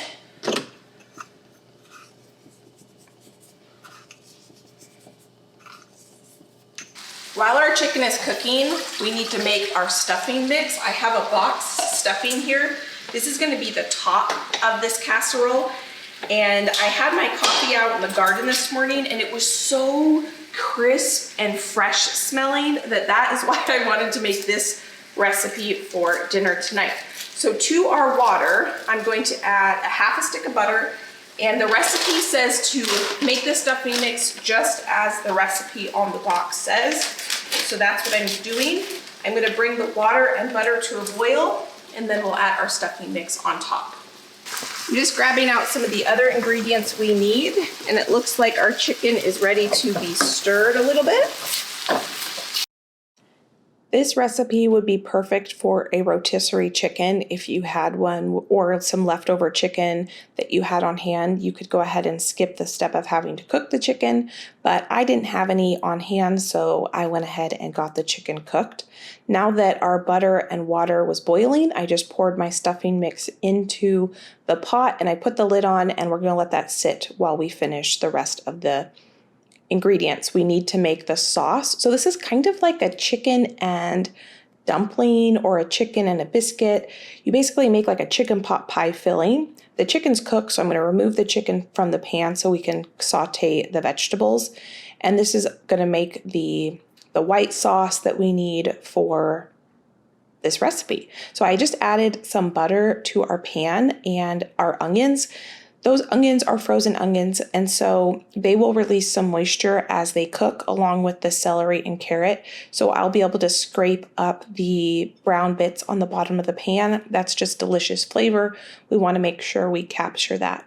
So the reason I put such a big knob of butter in here is because we need to make the white sauce and we need to make a roux. So this butter is going to be what is going to help us make that roux once our vegetables are tender. So it takes a good 5 to 8 minutes or so to get the celery and onions and carrots cooked to the texture we want. We do need to remember that they will be in the oven because we're going to put this casserole in the oven. Now that the vegetables are cooked properly, I added some flour. I cooked that for a minute or so, and then I added some half and half and some chicken broth. And this is going to make the sauce that we need. To this, we're going to add our seasonings, salt and pepper, and some poultry seasoning. And then we've got some fresh nutmeg. Nutmeg might seem like a weird flavor to add to this, but trust me, it was so delicious. Once our sauce is thickened, we will go ahead and add our chicken back and we can finish this dinner. I wish you could smell it in here. It smells like the perfect fall dinner. I'm glad I added that little bit of poultry seasoning. That is creamy and rich and absolutely delicious. It doesn't need any more salt or pepper. So now, if you were to follow the recipe as written, you would take this filling mixture, pour it into a casserole dish, but I'm just gonna bake it in the oven in this. But before we put it in the oven, we're gonna top it with our stuffing mix. So I cooked the stuffing just according to the directions. Once it came to a boil, I put the lid on it, I turned it off, and I let the stuffing absorb the water. and butter. And then I took the lid off so that it wouldn't continue to steam. And I'm just gonna layer this on the top. I think that this is gonna be absolutely phenomenal.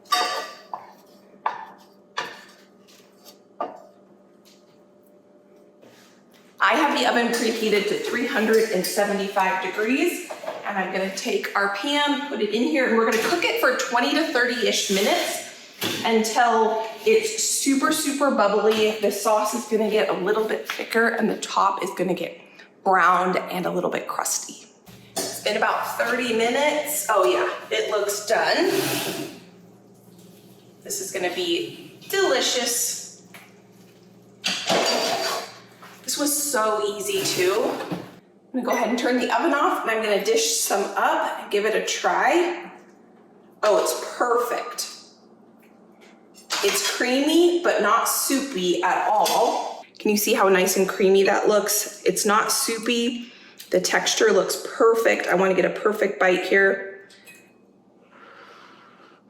It's gonna be very, very hot. It smells like a hug in here between the sage and the chicken, the onions, oh my goodness.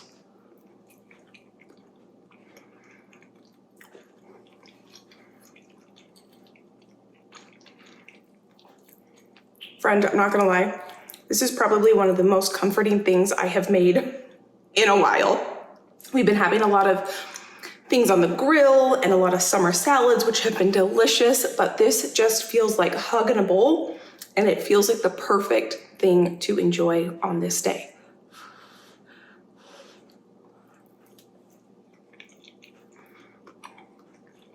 Let's get right into it. We're gonna start with the pasta carbonara.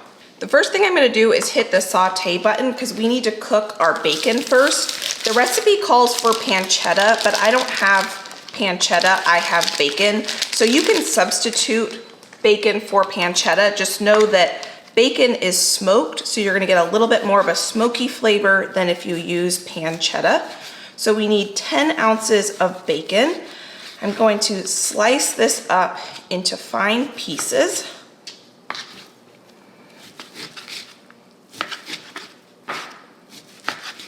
To the Instant Pot, we're gonna add a drizzle of olive oil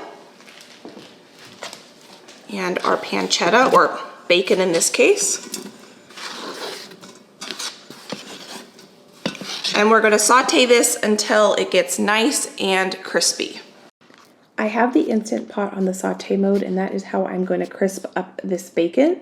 The 5 recipes we are making today are the spaghetti carbonara, smoky sausage white bean soup, which blows my mind, it is so delicious, chicken and dumplings with homemade dumplings, basil shrimp fried rice, and sausage and shells. I am blown away by all these recipes, and I'm excited to share them with you today. So while our bacon is cooking, we are going to mix up a half a cup of Parmesan cheese, 3 eggs, and salt and pepper. We're going to whisk this together, and then we're just going to set this aside until after our pasta is cooked. The cool thing about all these recipes is they are dump and go. We are going to cook everything in the Instant Pot, and so we don't have to dirty up another dish, which is always a beautiful thing. So this is how I like my bacon. If you like your bacon a little bit crispier, cook it longer. If you like it a little softer, cook it a little less long. But this is how I desired it. So I'm going to take it out of the Instant Pot, and I'm going to put in right away a half a cup of onions. These are cut up onions that I had in my freezer, along with a tablespoon of garlic. I'm going to use the moisture from the onions and a 1/4 cup of white wine to deglaze the bottom of the Instant Pot. Once we've cooked the onions to our desired texture, I'm going to take a pound of spaghetti, break it in half, and layer this on the bottom of the Instant Pot. If you don't cook with white wine, skip the white wine and add an extra 1/4 cup of broth. So instead of 3 cups of broth, add 3 1/4 cups broth. I've also pre-measured out 1 1/2 cups of cream. Now that our pasta is nicely covered with the broth, we're going to add some butter. Now we're going to put the lid on. And we're going to cook this on high pressure for 8 minutes. Once this comes to pressure and counts down from 8 minutes, we are going to do a quick release, and then we can add the rest of the ingredients we've already prepped. The 8 minutes is counted down, so we're going to do the manual release.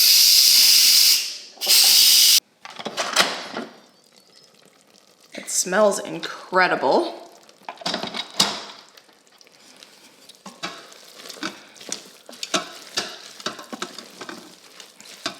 So now it says to turn it off and put it on saute again. We need to add black pepper, our heavy cream, and our egg Parmesan mixture. I think before I add my egg mixture, I'm gonna add the nutmeg so I can make sure I'm stirring while I add the egg mixture.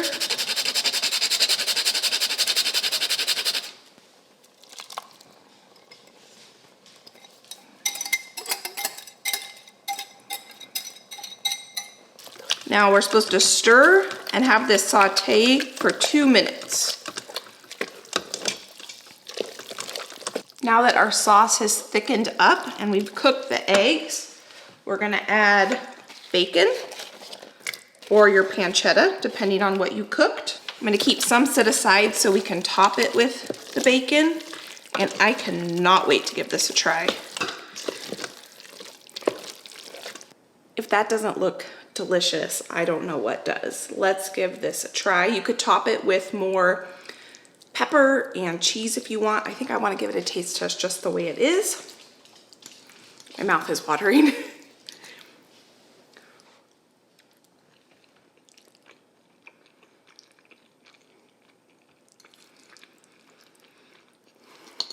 Talk about the perfect weeknight dinner. Most of those ingredients are things that we all keep on hand, except I guess the pancetta, but hence why I substituted bacon for pancetta, because I always have bacon in my freezer. I was able to make that substitution and it turned out so good. That is a winner. I will make that again, and that will be part of my regular routine. Now let's get going on the next recipe. The next recipe we are gonna be doing is the spicy sausage and white bean soup. I'm just gonna add a little bit of olive oil to our Instant Pot on the saute mode. And I have some Cajun sausage here. The recipe says you can use whatever kind of sausage you want, whether it's kielbasa or just whatever pre-cooked kind of spicy-ish sausage you have on hand or you wanna use. Now I am gonna switch this recipe up just a tiny bit because we are gonna puree part of this soup so that it's creamy and delicious and comforting. And the recipe says we puree some of the sausage. Well, I don't want to do that. So I'm going to go ahead and sear the sausage, get some nice yummy color on it. We'll remove it, and then we'll follow the recipe exactly how it says. Oh, that startled me. And then we will add the sausage back in. Just like we did with the bacon, I'll add the sausage at the end. I'm gonna add our sausage carefully to our oil. I do have the Instant Pot on saute mode, and while the sausage is cooking, I'm going to prep some of the other ingredients we need. I do cut this recipe in half. This recipe says it serves 4 to 6 people, but when I was looking at the list of ingredients, I thought it could easily serve 8, and we didn't need that much soup, so I am cutting this in half. Once our sausage is beautifully browned the way I want, I'm gonna go ahead and take a paper towel and I'm gonna remove some of the grease. I leave a little bit behind because I'm gonna use that to saute our onions, but I do want to get the sausage removed so that we can finish cooking the soup. So I'm gonna add the equivalent of 1 onion diced. I'm gonna add 2 cups or 1 small can of crushed tomatoes, salt and pepper, and 2 cups of ham broth. Now I do want to get all these brown bits into our soup because this is all delicious flavor I don't want to leave behind. And I was worried it was going to get a little too burnt or browned if I didn't use some of the broth moisture to help deglaze the pan. Normally I can do that with just the moisture from the onions, but I did need a little bit of help from the broth. Once my onions were sauteed, I added a puck of garlic and 3 bay leaves, and now I'm going to add 2 cups of ham broth, 2 cups of crushed tomatoes, and 1 small can of diced tomatoes. I have 2 cans of beans and 1 drained can of diced tomatoes. I'm gonna season this with salt and pepper. And I think the secret ingredient is 1 tablespoon of maple syrup. Lid goes on, manual for 4 minutes, and then we can do a quick release and finish up this recipe. The written recipe has you put your sausage in here and cook with it. The sausage is already fully cooked, and because I don't want to blend up part of the sausage, I do want to blend up part of the soup, I'm going to cook them separate. When this is done, we'll do a quick release, blend, add our sausage, and add 1 more ingredient.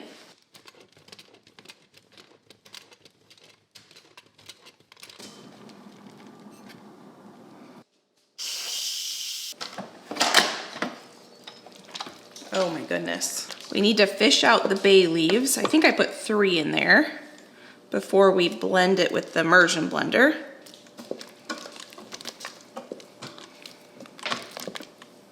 I don't want to blend the whole thing, but I do want it a little bit creamier.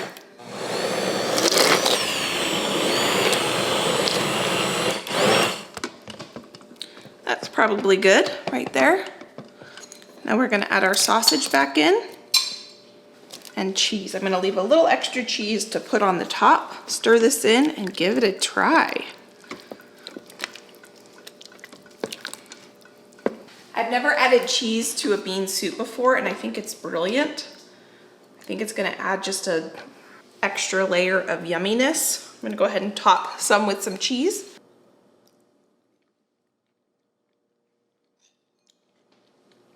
Oh man, that is so good. I made some homemade ham broth because the recipe called for ham broth or chicken broth, and I had some ham. I had a ham in my freezer. So I just made up some broth, and that is so good.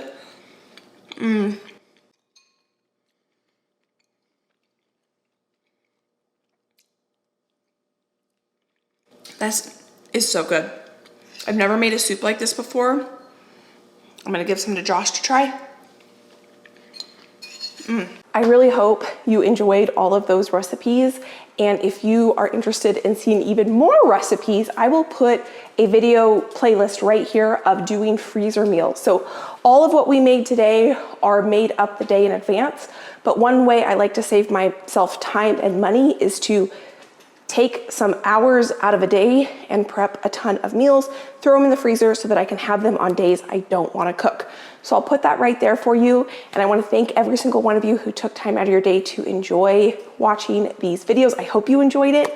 And if you did, please give this video a thumbs up. If you're new, consider subscribing. If you've been here before, I greatly appreciate you, and I can't wait to see you next time.